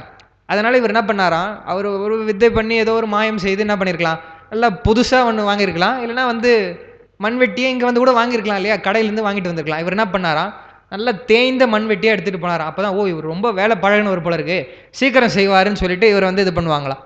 அது மாதிரி போனாருன்னு சொல்கிறோம். இங்கே வந்தார், நல்லா கோட் ஷூட் போட்டுட்டு நல்லா டக்கின் பண்ணிட்டு வந்திருந்தாருன்னா திருகுப்பு தொண்டர் வணக்கம் போட்டு போயிட்டு இருப்பார். எப்படி இவரை வந்து அவர் பார்க்கணும் இல்லையா, அதனால் மிக அழுக்கடைந்த கந்தையம் இருக்கிறதுல கொஞ்சம் எது ரொம்ப அழுக்காக இருக்குதோ அதை எடுத்து போட்டுட்டு வராராம். மிக அழுக்கடைந்த கந்தையுடன் அப்புறம் சொல்கிறார், மா தவ வேடம், பெரிய தவ வேடம் தாங்கி, அது சொல்கிறது தான் சேக்கிழாருடைய அந்த இது மாலரியா மலரடிகள், திருமாலால் பார்க்க முடியாத அந்த திருவடிகள், கோதடையா மனத்தவர் முன் குறுநடைகள் கொலக்குறுகி. இங்கேயும் வந்திருப்பார் இல்லையா, திருவாரூர் நடந்த மாதிரி நடந்து வரார், குறுநடைகள் போட்டு வரார், நடந்து வராரு சொன்னால் அவங்க மேலே அந்த அன்பு, கோதடையா மனம், குற்றமில்லாத மனம் இருந்தால் போதும் பெருமான் வந்துடுவான் என்பதை தான் சொல்கிறார். அப்போ இங்கே தூது போகும்போதும் ஆமாம் ஐயா, ஆமாம், அது திருவிளையாடல் புராணத்தில் சொல்கிறப்பையும் இதே தான். அதாவது நம்ம இலிங்க புராணத்தில் கூட கிண்டல் பண்ணுறார் அப்பர் சுவாமி வந்து, என்ன ரொம்ப சிரமப்படுறானே வந்து, அவர் திருமால் என்ன பண்ணியிருக்கலாம், கையில் அவர் சங்கு வைத்து கொண்டிருக்கிறார் இல்லையா, அவர் சங்கு வச்சுட்டு இருக்காரு, இவர் என்ன பண்ணுறாரு, கையில் கமண்டத்தை வைத்து கொண்டிருக்கிறார். ஏன் வந்து சிரமப்பட்டு மேலே போகணும் கீழே போடணும், பெருமான அன்போடு வேண்டி அந்த தண்ணியினால் ஒரு தண்ணியை ஊற்றி பூஜை போல் வந்து சங்கு வாசித்திருந்தாலே பெருமான் வெளிப்பட்டிருப்பானே எல்லாம் கேட்குறாங்கன்னா அந்த அன்பு தான். அது எதுக்கு சொல்ல வராங்கன்னா, அது இல்லாமல் நான் தான் பார்த்துருவேன்னு போனாங்க இல்லையா, அதனால தான் எல்லா இடத்துலையும் அது சொல்லுவாங்க. இப்போ ஐயா சொல்லும்பொழுது குதிரை சேவகனாக வரும்பொழுது அவர் போகிறார், அப்போ எத்தனை பேர் பார்த்துருப்பாங்க இல்லையா, அப்போ மாலரியா அந்த திருவடிகளை கூட இவங்களாம் பார்த்துருப்பாங்க என்று ஒரு இடத்துலையும் திருவிளையாடல் புராணத்திலையும் சொல்லுவாங்க, நம்ம பெரிய புராணத்திலையும் சொல்கிற மாதிரி சொல்கிறார். இதே தான் நம்ம திருக்குறிப்பு தொண்டருக்கு சொன்னார்னு பார்க்குறோம். அப்போ அதை தான் சுந்தரரை வந்து பாடுறார். இன்னொன்று அவர் பாடிட்டு அப்புறம் பாடுறப்போ திருவாரூரை பிரிஞ்சிருக்கிறார் இல்லையா, அப்போ அதை சொல்கிறார், நன்றியோடு சொல்கிறார். ரொம்ப நம்ம எல்லாருக்கும் தெரிஞ்ச பாட்டு தான், அது எல்லாரும் சொல்லுவாங்க. ஏழிசையாய் இசைப்பயனாய் இன்னமுதாய் என்னுடைய தோழனுமாய் யான் செய்யும் துரிசுகளுக்கு உடனாகி, ஏதோ ஒன்று ரெண்டு தப்பு பண்ணால் கூட பரவாயில்லப்பா, இருந்துட்டு என்ன பண்ணேன், மாழை ஒன்கண் பறவையை தந்து ஆண்டானே மதியில்லா ஏழையேன் பிரிந்திருக்கேன் என் ஆரூர் இறைவனை ஏன் பாடுறார். பறவையை கொடுத்து என்னை ஆட்கொண்டேப்பா பெருமானே, உன்னுடைய பெருங்கருணை எப்படிப்பட்ட கருணை, உன்னை போய் நான் மறந்து இருப்பேனா, பிரிஞ்சு இருக்க மாட்டேன், சீக்கிரம் நான் உன்னை பார்க்கணுமேன்னு சொல்லிட்டு அந்த வசந்த உற்சவத்தினுடைய நினைவு வந்த உடனே பாடுறாரு என்பதை பார்க்கிறோம். அப்புறம் அவர் போறாரு, அவர் கண்ணு பிடுங்கிறார், அதெல்லாம் வேற விஷயம். இருந்தாலும் அந்த அன்பு நன்றி மறவாமல் சுந்தரர் பாடுகிறாருன்னு பார்க்கிறோம். அதுக்கு தான் வந்து இங்க சொல்றாங்க, அந்த பாரிடந்த ஏனமும் அன்னமும் தேடக்கூடிய திருவடி தொடர்ந்து கொண்டு, யார் தொடர்ந்து கொண்டு இந்த இடத்துலன்னு சொன்னா சுந்தரர் தொடர்ந்து கொண்டு இல்லை, பெருமான் தொடர்ந்து கொண்டு வரார். அவர் கைலாயத்தில் ஒரு சத்தியம் பண்ணிட்டு வந்துட்டார், தடுத்தாட்கொண்டு புராணத்தில் பார்க்க போறோம். வந்துட்டவரை என்ன பண்றாருன்னா இவர் தான் தொடர்ந்து வரார். நீ சொல்லிட்டலப்பா நான் வரேன் அப்படின்னு சொல்லிட்டு வந்து என்ன பண்றார், தொண்டருக்கு தூதும் போய் நடந்த செந்தாமரை அடி நாருமால், அப்படி நீ நடந்த இல்லையா, அதனால தான் நம்ம இது திருவிசைப்பால வந்து வரும், ஆரூர் ஆதியாய் வீதி விடங்கதாய் நடம்கொலாவினரே. நம்ம திரிபுர சுந்தரி மாமி அடிக்கடி அந்த பாட்டை வந்து பாடுவாங்க, பத்தியால் உணர்வோர் வாய்மடுத்து பருகுதோர் அமுதம் உத்தியால், அந்த பாட்டை பாடுவாங்க. அதில் வந்து வரும். இன்னொரு பாட்டும் அதே மாதிரி, வீதி விடங்கராய் நடம்குலாவினரே, அங்கே நடந்து வந்தீங்களேப்பா, நடந்து வந்தீங்களே, நாங்கள் கூட போகிறப்ப நினைக்கிறது பெருமான் எந்த வழியாக நடந்தாருன்னு தெரியலையே, இப்படி தான் நடந்திருப்பாரா, அப்படி தான் நடந்திருப்பாரா, அது ஒரு புண்ணிய தலம் இல்லையா அப்படின்னு சொல்லிட்டு நினைப்பது உண்டு. அதை தான் சொல்கிறார், அப்படி எளிமையாக வந்து தூது நடந்த செந்தாமரை அடி, ரொம்ப மென்மையான தாமரை போன்ற அந்த திருவடி, நாருமால்னு சொன்னால் தாமரை போன்ற திருவடி இல்லையா, அதனுடைய வாசம் வந்து இன்னும் வீசுதான் பெருமான் நடந்ததுனால. நாருமால்னு சொல்கிறதுக்கு வாசனைன்னு அர்த்தம். இன்னொன்று அவனுடைய அருள்னு சொல்கிறாங்க, அது அருள்னு நம்ம சொல்ல வேண்டிய அவசியம் இல்லை இந்த இடத்துல. புலவர்கள் வந்து சொல்லுவாங்க, அதாவது உயர்வு நவிர்ச்சியாமல் சொல்லுவாங்க, இது இலக்கியமாக சொல்லும் பொழுது வாசனை தான் இந்த இடத்துல குறிக்கும். அப்படிப்பட்ட அந்த தாமரை அடி நடந்த வாசம் இன்னும் வீசுதுப்பா, அப்படிப்பட்ட சிறப்புடைய திருவாரூர் என்பதை இந்த 6வது பாடலில் வந்து சொல்கிறாங்கன்னு பார்க்கிறோம். அந்த பாரிடந்த ஏனம் என்பது திருமால், அன்னம் என்று சொன்னால் அன்னத்தின் மேல் அமர்ந்த அயன், அன்னப்பறவை சொல்லலை அந்த இடத்துல, அன்னம்னா அன்னத்தின் மேல் அமர்ந்த அந்த அயனை தான் சொல்கிறாங்க என்பதை வந்து பார்க்கும். 7வது பாடல், செங்கண் மாதர் தெருவில் தெளித்த செங்குங்குமத்தின் குழம்பை அவர் குழல் பொங்கு கோதையின் பூந்துகள் விழுந்துடன் அங்கன் மேவி அலறு புலர்த்துமால். இதெல்லாம் இது ஒரு அணிதான், ஏறத்தாழ உயர்வு நவிர்ச்சி அணின்னு சொல்லுவாங்க. என்னன்னா, அழகாக செம்மையான வரிகளை உடைய பெண்களுடைய கண்கள், பெண்களுடைய கண்களை ரொம்ப பாராட்டுவாங்க, பொதுவாக அழகா இருக்குன்னு சொல்லுவாங்க. அந்த கண்கள், அப்படிப்பட்ட கண்களுடைய பெண்கள் மாதர் தெருவில் தெளித்த செங்குங்குமத்தின் என்ன பண்ணுறாங்க, தெருவில் செங்குங்குமம்னு சொன்னால் அந்த செம்மையான, இப்போ இப்படி செம்மண்லாம் இடுறோம் இல்லையா நம்ம, அது மாதிரி செங்குங்குமம்னு அவங்க ஏதோ தெளிக்கிறாங்களா. அந்த குழம்பை அப்படி தெளித்த அந்த குழம்பை அவர் குழல் பொங்கு கோதையில், குழல்னு சொன்னால் முடி, அந்த முடியில் இருக்கக்கூடிய, கோதைன்னு சொன்னால் மாலை, மாலையில் இருக்க பூந்துகள்.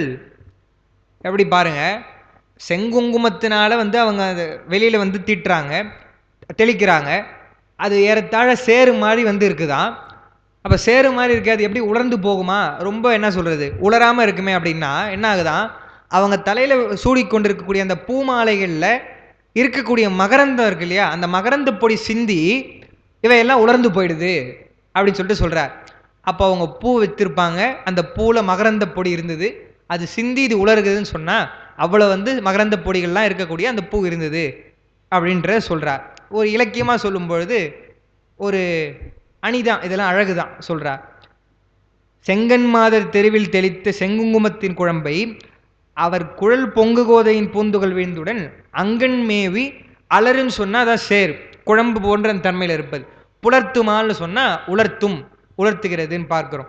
இப்போ அதாவது நீர்மையாக இருக்கக்கூடிய பொருள் நம்ம என்ன பண்ணுறோம், கொஞ்சம் இன்னும் கட்டி ஆகணும்னு சொன்னால் கட்டியான பொருளை கொஞ்சம் சேர்க்கிறோம் இல்லையா. இப்போ சந்தனம் கூட குழைக்கிறோம், நல்லா குழஞ்சி போடுச்சு, இன்னொரு சந்தன பிள்ளையை போடுறோம் இல்லையா. அது மாதிரி அந்த செங்குங்குமத்தினுடைய நீர்மைத்தன்மை குறையுமாறு மகரந்த பொடிகள் எல்லாம் சேர்ந்து அதை உலர்த்துகிறது. ஏன்னா அப்படியே வெறும் சேறு போன்ற தன்மையாக இருந்தால் நடக்கிறவங்களுக்குலாம் வழிக்கிடும் இல்லையா. அதனால் என்ன ஆகுதா, அது உலர்த்தி எந்த பிரச்சனையும் இல்லாமல் இருக்குது அப்படின்னு சொல்கிறார். கோதைனா மாலை, அலறு என்றால் சேர், அது சொல்லிட்டு அடுத்ததாக 8வது பாடல். உள்ளம் ஆறு உருகாதவர் ஊர்விடை வள்ளலார் திருவாரூர் மருங்கெலாம் தெள்ளும் ஓசை திருப்பதிகங்கள் பைங்கிள்ளை பாடுவ கேட்பன போவைகள். இது நயமாக இல்லை, இது நிஜமாலே இப்போ கூட பார்க்கலாம். இதை பார்த்தீங்கன்னா எப்படி சொல்கிறார் பாட்டில், உள்ளம் உருகாதவர் யார், எதை பார்த்துன்னு சொன்னால் ஊர் விடைன்னு இருக்குது, விடை ஊர்னு எடுத்துக்கங்க. விடை ஊர் வள்ளலார், விடையை ஊறக்கூடிய, ஏன்னா அங்கே பாடும்பொழுதே அருமையான திருத்தாண்டகம். ஐராவணம் ஏறாது ஆணேறி ஏறி அமரநாடு ஆளாதே ஆரூர் ஆண்ட, அதுக்கு ஒரு நயம் சொல்லுவாங்க, சும்மா நயம்தான் இதெல்லாம்.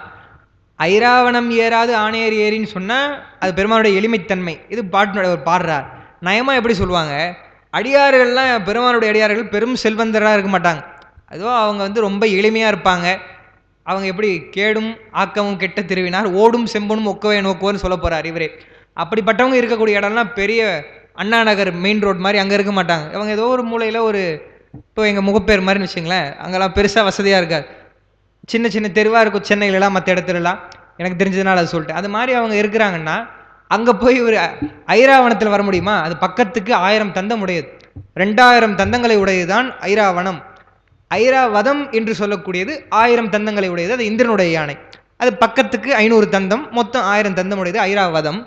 இவருடையது 2000 தந்தருடைய ஐராவணம் என்ற யானையை வைத்து வர முடியாது. அப்போ என்ன பண்ணுறாராம், நமக்கு எது கம்ஃபர்டபுளாக இருக்குது அப்படின்னு சொன்னால் அவருக்கு ஜம்மன் ஆண் ஏறு காளை மாடு இருக்குதுப்பா, அதில் வந்துட்டால் பிரச்சனை இல்லை, எப்படி ஒன்றா போயிடும் அப்படின்னு சொல்கிறாங்க.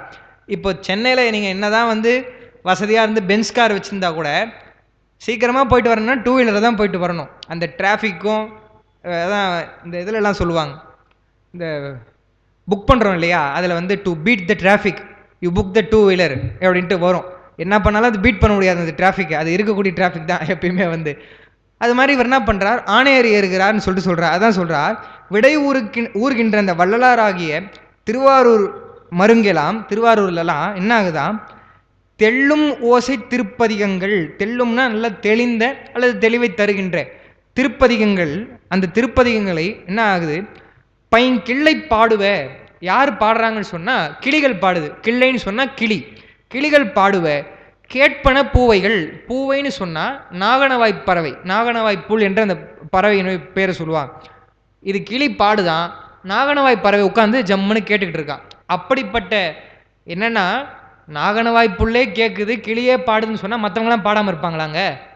முழுக்க சிவமாம் தன்மை இருக்கக்கூடிய அந்த திருவாரூர் உள்ளே போயிட்டா உள்ளம் உருகாதவர் யார் என்று கேள்வி கேட்கிறார். இது எதுக்கு நான் சொன்னேன்னா, இன்றைக்கும் கூடன்னு நீங்கள் ஓய்வாக வரப்போ, அதாவது மலேசியாவில் வந்து ஐயாவுடைய மாணவர் ஒருத்தங்க இருக்காங்க. அவங்களுக்கு திருவாரூர்னா அவ்வளோ ரொம்ப உயிர் மாதிரி, வாணின்னு சொல்லிட்டு அவங்களுடைய பெயர். அவங்க வந்து போயிருக்காங்க. அப்போ சொல்லுவாங்க, நாங்கள் தலையாத்திரை போகும்போது கூட, ஐயா உங்களுக்கு தெரியாதுங்கய்யா, ஆழித்தேரில் எல்லாம் சிவகணமாக இருக்குங்கய்யா, சிவகணமாக வந்திருக்காங்கய்யா, அவங்க இருக்காங்கய்யா அப்படின்வாங்க. அதே மாதிரி தான் காலையில் அவங்க போயிட்டாங்கன்னா, ஐயா கிளியெல்லாம் திருமுறை பாடுதையா, திருமுறை பாடுதையான்னு வாங்க. முதல்ல எங்களுக்கே வந்து சொல்கிறாங்க அவங்கன்னு இருந்ததே தவிர, ஏதோ கிளி கத்துது அவங்களுக்கு கேட்குதுன்னு நினச்சிருந்தோம். ஒரு முறை அவங்க என்ன பண்ணாங்க, ஒளிப்பதிவு செஞ்சாங்க. அது ஒளிப்பதிவு செஞ்சா ஏறத்தாழ அப்படியே பாடுற மாதிரியே இருக்குது. அதை அவங்க எல்லாருக்கும் அனுப்பிச்சாங்க. அப்போ தான் நாங்கள் நினச்சிக்கிட்டோம், உண்மையிலே வந்து இன்றைக்கும் வந்து அந்த கிளிகள் பாட அவர் சொல்கிறார் இல்லையா, திருப்பதிகள் பைங்கிள்ளை பாடுவ கேட்பன போவைகள் என்பது போல் அந்த கிளிகளுடைய அந்த பாடுவது போலவே. ஏன்னா இப்போ பேசுது இல்லையா சில கிளிலாம், சொல்ல சொல்ல கிளி மாதிரி வந்து சொன்னதே சொல்கிறேன்றாங்க. அது மாதிரி ப்ராக்டிஸ் கொடுத்தா அது பேசும், அந்த ஆற்றலுடைய இதுதான், என்ன சொல்கிறோமோ அது சொல்லும். அது மாதிரி அங்கே முழுக்க திருப்பதிகங்கள்லாம் கேட்டு கேட்டு என்ன பண்ணுதான், அது பாடுது என்பது போல் சொல்லுவாங்க. அந்த அதிகாலை பொழுதுல தரிசனம் நம்ம போகிறப்போ உண்மையிலே அந்த மாதிரி பார்த்தோம்னா அது நல்லா தான் இருக்கும். அந்த வள்ளல் என்று சொல்கிறாங்க திருவாரூர் பெருமானை, அதுதான் எழுதியிருக்கோம். வள்ளல் என்று சொன்னால் இப்போ நமக்கு ஏதோ ஒரு கஷ்டத்தில் அது சொல்கிறாங்க இல்லையா, அதாவது காலத்தினால் செய்த நன்றி சிறிதெனும் ஞாலத்தின் மான பெரிது. நமக்கு ஒரு துன்பமாக இருக்குதுன்னு சொன்னால் அவங்க கொஞ்சம் ஒரு உதவி செய்தாங்கன்னு சொன்னால் அது உலகத்தை விட பெரியது, அந்த நேரத்தில் செய்த உதவின்னு சொல்கிறோம். அப்போ அவங்க நம்ம கண்ணுக்கு வள்ளலாக தான் தெரிவாங்க. ஏதோ அறம் செய்கிறாங்க, இன்னும் பல செய்திகள்லாம் இவங்களாம் வாழும் வள்ளலே அப்படின்றாங்க, வள்ளல் மாதிரி இவங்க இருக்கிறாங்கன்றாங்க. நம்ம கடையேழு வள்ளல், முதலேழு வள்ளல், இடையேழு வள்ளல்லாம் சொல்கிறோம் இல்லையா, இலக்கியத்தில் சொல்கிறோம். எல்லாரும் சொல்ல வேண்டியது தான், வள்ளல் என்று சொன்னால் இவங்கெல்லாம் உபச்சாரமாக சொல்வதுன்னு சொல்லுவாங்க. வள்ளல் தன்மை இருக்குதான், யாருக்கு இது முற்றிலும் பொருந்தும்னு சொன்னால் பெருமானுக்கு தான் பொருந்தும். அதுதான் எழுதியிருக்கேன்.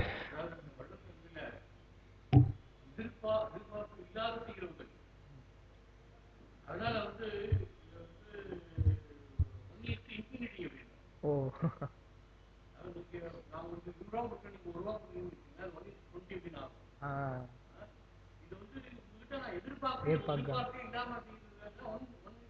இன்ஃபினிட்டி.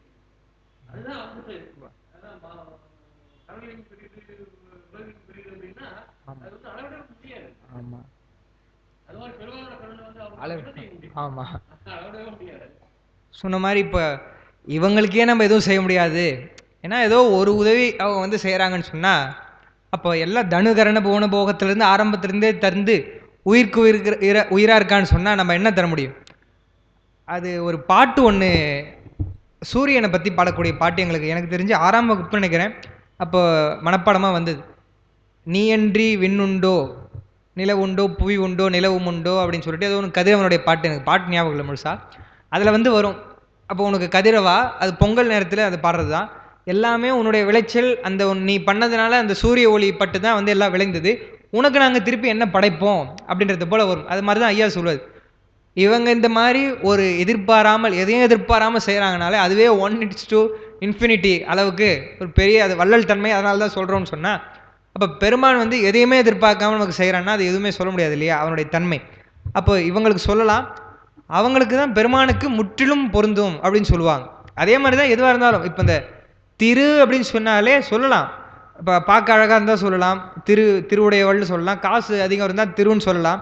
யாருக்கு முழுசாக பொருந்தும்னா குபேரனுக்கு கூட பொருந்தாது, நம்முடைய பெருமானுக்கு தான் பொருந்தும்.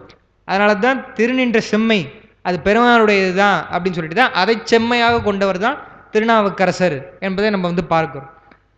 அந்த வள்ளலார் என்பதற்கு இது திருவாரூரில் சொல்கிறாங்க இல்லையா, அதுக்காக என்ன சொல்கிறாங்க, வரையாது கொடுப்போன், கொஞ்சம் கூட வந்து நிறுத்தாமல் கேட்பவர்களுக்கெல்லாம் வேண்டுவதை கொடுப்பவன் யாருன்னு சொன்னால், பேருக்கெல்லாம் இது உபசார மொழி, எல்லாம் மற்றவங்களுக்கெல்லாம் சரி ஒரு முறை ஏதோ நான் செஞ்சேன், மறுபடியும் மறுபடியும் வந்து கேட்டே இருக்கிறியாப்பா, எப்படி நான் வந்து கொடுக்கறதுன்னு சொல்லலைனாலும் மனசில் ஏதோ பட்டுரும் இல்லையா. அப்போ யார் வரையாது கொடுப்பார்னு சொன்னால் பெருமான் தான். சரி, இதனாலேயே இவரது பெயர் தியாகராசர், தியாகேசர் என்று ஆயிற்று. அவருடைய பேர் பார்த்தீங்கன்னா வரையாது கொடுப்பவர் தான். அப்போ என்ன இருக்கணும் பேர்? வள்ளல் அப்படின்னு தானே இருக்கணும். வள்ளலார் இவர் சொல்கிற மாதிரி அப்படி இருக்கணும். அப்படிலாம் இல்லையா, தியாகேசர், தியாகமூர்த்தி. அவர் தனக்காக ஒன்று கூட வைத்து கொள்ளாமல், அது சொல்லுவாங்க அடிக்கு 1000 பொண்ணு கொடுக்கக்கூடிய, அப்படியே பார்க்குறவங்களுக்கெல்லாம் பொண்ணாக கொடுப்பாராம் அவர் வெளியில் வர. அப்படிப்பட்டவர் தியாகேசர்னு சொல்லுவாங்க. அவ்வளோ வள்ளல் தன்மை. தான் அரசனாக இருந்தாலும் அந்த தியாகத்தன்மை, உயிர்களுக்காக இறங்குதல் தான். அரசனாக சொல்கிறாங்க 1000 தான் கொடுப்பாரா, 1001 கொடுக்க மாட்டாரான்னு இல்லை, இவ்வளவுன்னா தரக்கூடிய அந்த இறங்கி வர தன்மை நம்ம நினச்சி பார்க்கணும். இப்போ சமூகத்திலேயே நம்முடைய உலகத்திலேயே ஒரு பெரிய ஒரு தன்மையில் இருக்கிறாங்கன்னு வச்சுங்க. இப்போ பிரதமரோ அல்லது முதலமைச்சர் கூட வச்சுங்க, அவங்களுடைய அந்த நிலையிலிருந்து அவங்க ரொம்ப இறங்கி வருவாங்களா? வருவாங்க, இங்கே வந்து போவாங்க. இல்லை ஒரு பணக்காரன்னு கூட, செல்வந்தரை வைத்துக்கோங்க, உதவிலாம் செய்தால் கூட ரொம்ப அந்த இறங்கி வந்து அவங்க இது பண்ண மாட்டாங்க. பெருமான் எப்படி இருக்கிறவர், ஆனால் அவர் இறங்கி வரார் என்பதற்கு தான் அந்த வள்ளல் தியாக பெருமான்லாம் சொல்கிறாங்க. அது எவ்வளோ பெரிய தியாகம்! அது கொஞ்சம் கூட வந்து அவருக்கு ஒன்றுமே அவருக்கு இல்லை. உயிர்களுக்காக இறங்கி அவன் செய்கிறார் என்பதை தான் நம்ம பார்க்கிறோம். அடுத்து இந்த கிள்ளை பற்றி வருவது திருமுறைகளில் சொல்வதை எழுதியிருக்கோம் ஞானசம்பந்தருடைய வாக்கில். இது எல்லாருக்கும் தெரிஞ்ச பாட்டு தான். ஏரி செய்யும் வடவாளின் பாட்டில் திருவழிமழையில் பாடுறார். இங்கே திருவாரூரில் இருக்கக்கூடிய கிளிலாம் வந்து திருமுறை பாடுது இல்லையா? அங்கே திருவழிமழையில் இருக்கக்கூடிய கிளி என்ன பண்ணுமா, அது நல்லா என்ன பண்ணும், பிரசங்கமே பண்ணுமா, வேதத்தினுடைய பொருள் எல்லாம் சொல்லும். ஏன்னா அங்கே எல்லாம் வேதியர்கள் வேதம் படிக்கிறாங்களாம். அப்போ வேதத்தினுடைய பொருளும் படிப்பாங்க இல்லையா? ஏன்னா எழுதாமறை சொல்லி சொல்லி சொல்லி தான் பார்க்கணும் அது அவங்க. அப்போ சொல்றதை கேட்டு இது என்ன பண்ணுதான், இது உட்காந்துன்னு சொல்லிட்டு இருக்குது, பிரசங்கம் செய்து சொற்பொழிவு செய்துன்றது போல பாடுறார். பாரி செய்யும் பண்டிதர்கள் பன்னாலும் பயின்றோதும் ஓசை கேட்டு, புதுசாக அது பாடல எல்லாம் கேட்குது இல்லையா, கேட்டு வேரிம்மலி பொழிற்கிள்ளை வேதங்கள் பொருள் சொல்லும், வேதங்களை சொல்லும் இல்லை பொருளே சொல்லக்கூடிய மேளையாமே என்று பாடுகிறார். அதுதான் பன்மொழியால் அவன் நாமம் பல ஓதி பசுங்கில்லை வெண்முகில் சேர் கரும்பெனை மேல் வீற்றிருக்கும் வெண்காடே. வெண்காட்டிலே 2 முறை சொல்கிறார் ஞானசம்பந்த பெருமான். சும்மா ஒன்று மட்டும் வந்து எழுதினேன். இப்போ கிளிகள் வந்து பாடக்கூடியதை 2-3 இடத்துல திருமுறைகளில் சொல்கிறாங்க என்று பார்க்குறோம். அந்த அளவுக்கு அங்கே இருக்கக்கூடிய மக்கள்லாம் வந்து தொடர்ந்து ஆழங்கால் பட்டு அதை ஓதிக்கொண்டே இருக்கிறார்கள் என்பதை நம்ம வந்து பார்க்கிறோம். அடுத்து 4வது பக்கம் 9வது பாடல். விளக்கம் மிக்க கலன்கள் விரவலால் துலக்கில் பேரொழியால் துண்ணு பண்டங்கள் வளத்தொடும் பலவாறு மடுத்தலால் அளக்கர் போன்றன ஆவண வீதிகள். இது வந்து சிலேடை பாட்டு, சிலேடை அணின்னு சொல்லுவாங்க. 2த்துக்கு ஒப்புமையாக சொல்வது. நாம் கூட ஆரம்ப வகுப்பில் ஒரு வகுப்பில் சொன்னோம் நினைக்கிறேன். அந்த கத்து கடல் சூழ் நாகை காத்தான் தன் சத்திரத்தில் அஸ்தமிக்கும் போதும் அரிசி வரும் சொன்னோம் இல்லையா? 2ஆக சொல்லலாம், சிலேடையாக சொல்லலாம். அது மாதிரி தான் இந்த பாட்டில் திருவாரூருடைய அந்த கடைத்தெருன்னு சொல்கிறோம் இல்லையா, கடை வீதி, அந்த கடை வீதியையும் கடலையும் ஒன்றா சொல்கிறார். எப்படி இருக்குது சொல்லுமா அப்படின்னு சொல்லி சொல்லும் பொழுது அதுதான் எழுதியிருக்கோம். விளக்கம் மிக்க கலன்கள் விரவலால். முதல்ல நம்ம கடை வீதிக்கு சொல்லுவோம். திருவாரூரில் இருக்கக்கூடிய அந்த கடைகளில் என்ன ஆகுதான், விளக்கம் மிக்க கலன்கள், நல்லா விளங்கி தோன்றக்கூடிய பளபளப்பாக இருக்கக்கூடிய கலன்கள்னு சொன்னால் அணிகலன்கள். அணிகலன்கள்லாம் விரவி கிடக்கின்றன, பல வகையாக வந்து கிடக்கின்றன. அடுத்து துலக்கில் பேரொழியால். பேரொழின்னு சொன்னால் அந்த சத்தம் அடக்க முடியாத மாதிரி பல வகையாக இறைச்சல் சத்தம். ஏன்னு சொன்னால் கொள்வோரும் கொடுப்போரும் அது பேசிக்கொண்டே, ஏன்னா அங்காடி கடை வீதி போய் அமைதியாக இருக்கும் வகுப்பறை மாதிரி. இப்போ வகுப்பறையே அமைதியாக இருக்க மாட்டேங்குது, அது வேறு விஷயம். மார்க்கெட் அங்கே வகுப்பறையில் ஆசிரியர்கள் என்ன திட்டுவாங்க, மார்க்கெட் மாதிரி சத்தம் போட்டுட்டு இருக்கியே, அமைதியாக இருக்கியா ஆசிரியர் வரலனா அப்படின்வாங்க. அப்போ ஒரு கடை வீதினா சத்தம் வந்து கொண்டு தான் இருக்குன்னு பார்க்குறோம். போவாங்க வருவாங்க, அது ஒளி சொல்கிறார், பேர் ஒளியால். அடுத்து துண்ணு பண்டங்கள் வளத்தொடும் பலவாறு மடுத்தலால். பல வகையான பண்டங்கள், பலவாறுனா இந்த பொருள் கிடைக்கும் இந்த பொருள் கிடைக்காதுன்னு இல்லை, பல வகையான பொருட்கள் எல்லாம் அங்கே வரதுனால அளக்கர் போன்றன, கடல் போன்று இருக்குது. எதுன்னு சொன்னால் ஆவண வீதிகள், அந்த திருவாரூரில் இருக்கக்கூடிய கடை வீதிகள். இது கடலுக்கு சொன்னால் எப்படி சொல்லலாம், இப்படியே வீதிக்கு சொல்லியாச்சு. கடலுக்கு சொன்னால் விளக்கம் மிக்க கலன்கள்னு சொன்னால் மரக்கலன்கள். மரக்கலன்கள் எல்லாம் போகும்பொழுது இரவில் போகக்கூடிய மரக்கலன்களில் ஒளி வந்து வேணும் இல்லையா, அதுக்காக ஒளி ஏற்றி வைத்திருப்பாங்க. அது தீப்பந்தமாக இருக்கட்டும், விளக்கே ஏற்ற முடியாது ஏன்னா விளக்கெல்லாம் நிற்காது. பந்தம் போன்ற அந்த விளக்குடைய ஒளியுடைய மரக்கலன்கள் போதும் விரவலால். துலக்கில் பேரொளி. அங்கே கடலில் என்னங்க பேரொளி அப்படின்னு சொன்னால் நமக்கு தெரியும் என்ன ஒளி, அலை ஒளி, அலையினுடைய ஓசை, அலை ஓசை எப்பயும் இருந்துக்கிட்டே இருக்கும். அடுத்து துண்ணு பண்டங்கள் வளத்தொடும் பலவாறு மடுத்தலால், அங்கே கடலுக்கு சொல்லும்பொழுது பல ஆறு மடுத்தலால், பல வகையான ஆறுகள். ஏன்னா கடலில் தான் வந்து சேரும். அடிச்சுட்டு வர செல்வம்லாம் இந்த நாட்டில் வந்துடும் பார்க்குறோம், பெரும்பாலும் வந்துடும். சில வளங்கள்லாம் என்ன பண்ணுதுன்னா ஆறு வழியாக கடலில் போய் கலக்குது இல்லையா, அதுதான் அந்த பல பண்டங்கள் வளம் எல்லாம் என்ன ஆகுதுன்னா பல ஆறு மடுத்த பல ஆறு கொண்டு வந்து அந்த கடலில் சேர்ப்பதனால அளக்கர் போன்றன, அளக்கர் என்று சொன்னால் கடல், அப்படிப்பட்டன இந்த ஆவண வீதிகள்னு சொல்லிட்டு சொல்றார். அதுதான் குறிப்பில் எழுதியிருக்கோம். கடை வீதிக்கு ஆம்கால் ஒளிமிக்க அணிங்கலங்கள் நிறைந்துள்ளது. இங்க வந்து ஒளி பொருந்திய மரக்கலன்கள் நிறைந்துள்ளது. அங்க கடை வீதி சொல்லும் பொழுது கொடுப்போர் வாங்குவோர் என மக்கள் எழுப்பும் ஒளி, இங்க வந்து அலையினுடைய ஒளி. அங்க சொல்லும் பொழுது பல்வேறு பண்டங்கள் உடைமை, இங்க வந்து பலவையான பண்டங்களை ஆறு கொண்டு வந்து சேர்த்தல் என்று இரண்டுத்துக்கு ஒப்புமை சொல்றார், ஸ்லேடை சொல்றார். அடுத்து 10வது பாட்டு. ஆரணங்களே அல்ல மறுகிடை வாரணங்களும் மாறி முழங்குமால், சீரணங்கிய தேவர்களே அலால் தோரணங்களில் தாமமும் சூழுமால். நயமா சொல்றார். ஆரணங்கள்னு சொன்னா நமக்கு தெரியும் வேதம் தான். 2வது பாட்டிலே சொன்னார் வேத ஓசையும் வீணையின் ஓசையும் சொன்னார். அப்போ அது மட்டும்தான் இருக்காங்க திருவாரூர்ல அப்படின்னா இல்லை. ஆரணங்களே அல்ல மறுகிடை அந்த பக்கம் திருவாரூர் நகரத்துல வாரணங்களும் மாறி முழங்குமால். வாரணம்னு சொன்னா யானை, வாரணம் 1000ம்னு சொல்லி ஒரு இவங்க ஆண்டாளுடைய நாச்சியார் திருமொழியில் வரும், எங்களுக்கு இப்போ பாடப்பகுதியில் இருக்குது அதனால் நினைவுக்கு வந்தது. வாரணம் 1000 சூழ வளம் செய்து நாரணன் வந்து எங்களை வந்து திருமணம் செய்து கொள்ளுமாறு நான் கனவு கண்டேன்னு ஆண்டாள் வந்து பாடுவாங்க அந்த அம்மா. அப்போ வாரணம் என்றால் யானை. வாரணங்களும் முழங்கும், அதாவது எப்படி சொல்கிறாரு பாருங்க, அதெல்லாம் கிண்டல் பண்ணுற மாதிரி தான். யானையோட அந்த ஓசை எப்படி இருக்கும், கேட்பது ரொம்ப இனிமையாக இருக்குமா, யானை பிளிரும்போது அப்படியே சத்தமாக இருக்கு இல்லையா, அது மாதிரி இவங்க என்ன பண்ணுறாங்க அந்த இதில் வந்து உரையாசிரியர்கள் ஏன் வாரணத்துடைய ஓசைன்னு சொன்னால் இசை சொல்லும் பொழுது அந்த ஸ்வரங்களில் சரிகம பத நீ சொல்கிறோம் இல்லையா, அந்த சரிகம பத நீன்னு சொல்லக்கூடியது உச்ச ஸ்தாயில், நீ ஸ்தாயில் என்பது. அதெல்லாம் வந்து இப்போ ஓதுவார் வருவார் 25ஆம் தேதி வந்தார்னா அவர்கிட்ட சொல்லி நான் சொல்லுவோம், திருமுறை அர்ப்பணியில் சொல்வது போல அவர் ஒரு அந்த இதில் பாடுங்கய்யா அப்படின்னா கூட பாடுவார். ஒன்று ஆழமான செய்தி இல்லை இசை பற்றி. அந்த நீ என்பது உச்சஸ்தாயில் எடுக்கும் பொழுது மென்மையாக இருந்து இப்போ சரி கான் போகும்போது நீன இப்போ ரொம்ப உச்சஸ்தாயில் இருக்குல்ல, அது மாதிரி பிளிருமா அந்த யானை. அப்படி பிளிர்வது போல இருக்குது எதுன்னு சொன்னால் ஆரணங்களுடைய ஓசை என்பதை தான் சொல்கிறார். ஆரணங்களே அல்ல, வேதம் மட்டும் இல்லை, அந்த மறுகிடை வாரணங்களும் மாறி முழங்குமாள், அப்படியே சத்தமாக வந்து அது முழங்குதான், பிளிர்கிறதாம். அடுத்து சீரணங்கிய தேவர்களே அலால், சிறப்புமிக்க தன்மையுடைய தேவர்கள் இல்லாமல் தோரணங்களில் தாமமும் சூழுமால். தோரணம் கட்டியிருக்காங்க, அந்த தோரணத்தில் என்ன ஆகுதுன்னு சொன்னால் தாமம் என்றால் மாலை, மாலைகளும் சூழ்ந்திருக்கும்னு சொன்னால் அப்போ தேவர்களும் எப்படி இருப்பாங்கன்னா நிலத்தில் அவருடைய கால் படாது. அதனால தான் நலவென்பால கண் இமைத்தலால், அடிகள் காசினியில் தோய்தலால், வண்ண மலர் மாலை வாடுதலால், எண்ணி நருந்தாமரை விரும்பும் நன்னுதலை என்னால் அறிந்தால் நலந்தனை ஆங்குன்னு சொல்லிட்டு இது மனப்பாடு பாட்டு எங்களுக்கு வந்தது. அப்போ கால் தோய்வதனால அவள் பார்த்துட்டு என்ன பண்ணிட்டா, ஆஹா வந்தால் நலன்னு கண்டுபிடிச்சா. தேவருடைய கால் வந்து நிலத்தில் தோயாது என்பதை பார்க்கிறோம். அதை தான் சொல்கிறார். எப்படி தோரணங்களிலே வந்து மாலைகள் தொங்குதோ அதுபோல் தேவர்கள்லாம் என்ன பண்ணுறாங்க, நிலத்திலே கால் தோயாமல் அவரெல்லாம் அப்படியே மேலே இருக்கிறாங்க. யானை ஓசை வேத ஓசை, அந்த தோரணங்களிலே தொங்கும் மாலை போல தேவர்களுடைய அந்த அப்படியே அங்கே திருவாரூரில் சூழ்ந்து கொண்டு இருக்கிறாங்க, நிலத்தில் கால் தோயலை என்பதற்காக இந்த 10வது பாட்டில் வந்து சொல்கிறார். பார்க்கலாம் இல்லையா, முடிச்சுக்கலாம். ஓ 4 இல்லை விளக்கம் இருக்குது அடுத்த பக்கத்தில் இருக்கு.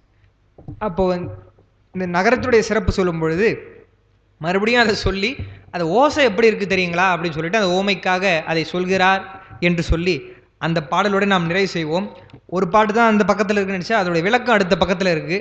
அதனால் நம்ம அடுத்த வகுப்பிலே சிந்திக்கலாம். அன்பர்கள் அவசியம் வந்து குறிப்பு எடுத்து கொண்டு வாங்க என்று உங்கள் அனைவரையும் வேண்டி. ஓ சரி சரி ஐயா பரவாயில்ல, ஏன்னா எனக்கு நான் அது மறந்துட்டேன், நான் முன்ன நான் தான் கொடுப்பேன், அதனால எனக்கு சரி. இந்த அளவிலே நம்முடைய திருத்தொண்டர் புராணத்தை சிந்திப்பதற்கு திருவருளும் குருவருளும் கூட்டியது. இப்படி ஒரு அரிய வாய்ப்பினை அளிக்கும் நம்முடைய சிவஞான அருள்நெறி அறக்கட்டளையினுடைய நிறுவனர் ஐயா அவர்களுக்கும் இவ்வளவு நேரம் உரையை கேட்ட பெருமக்கள் உங்கள் அனைவருக்கும் என்னுடைய நெஞ்சார்ந்த நன்றிகளை தெரிவித்து இந்த அளவிலே நிறைவு செய்கிறேன். நன்றி, வணக்கம்.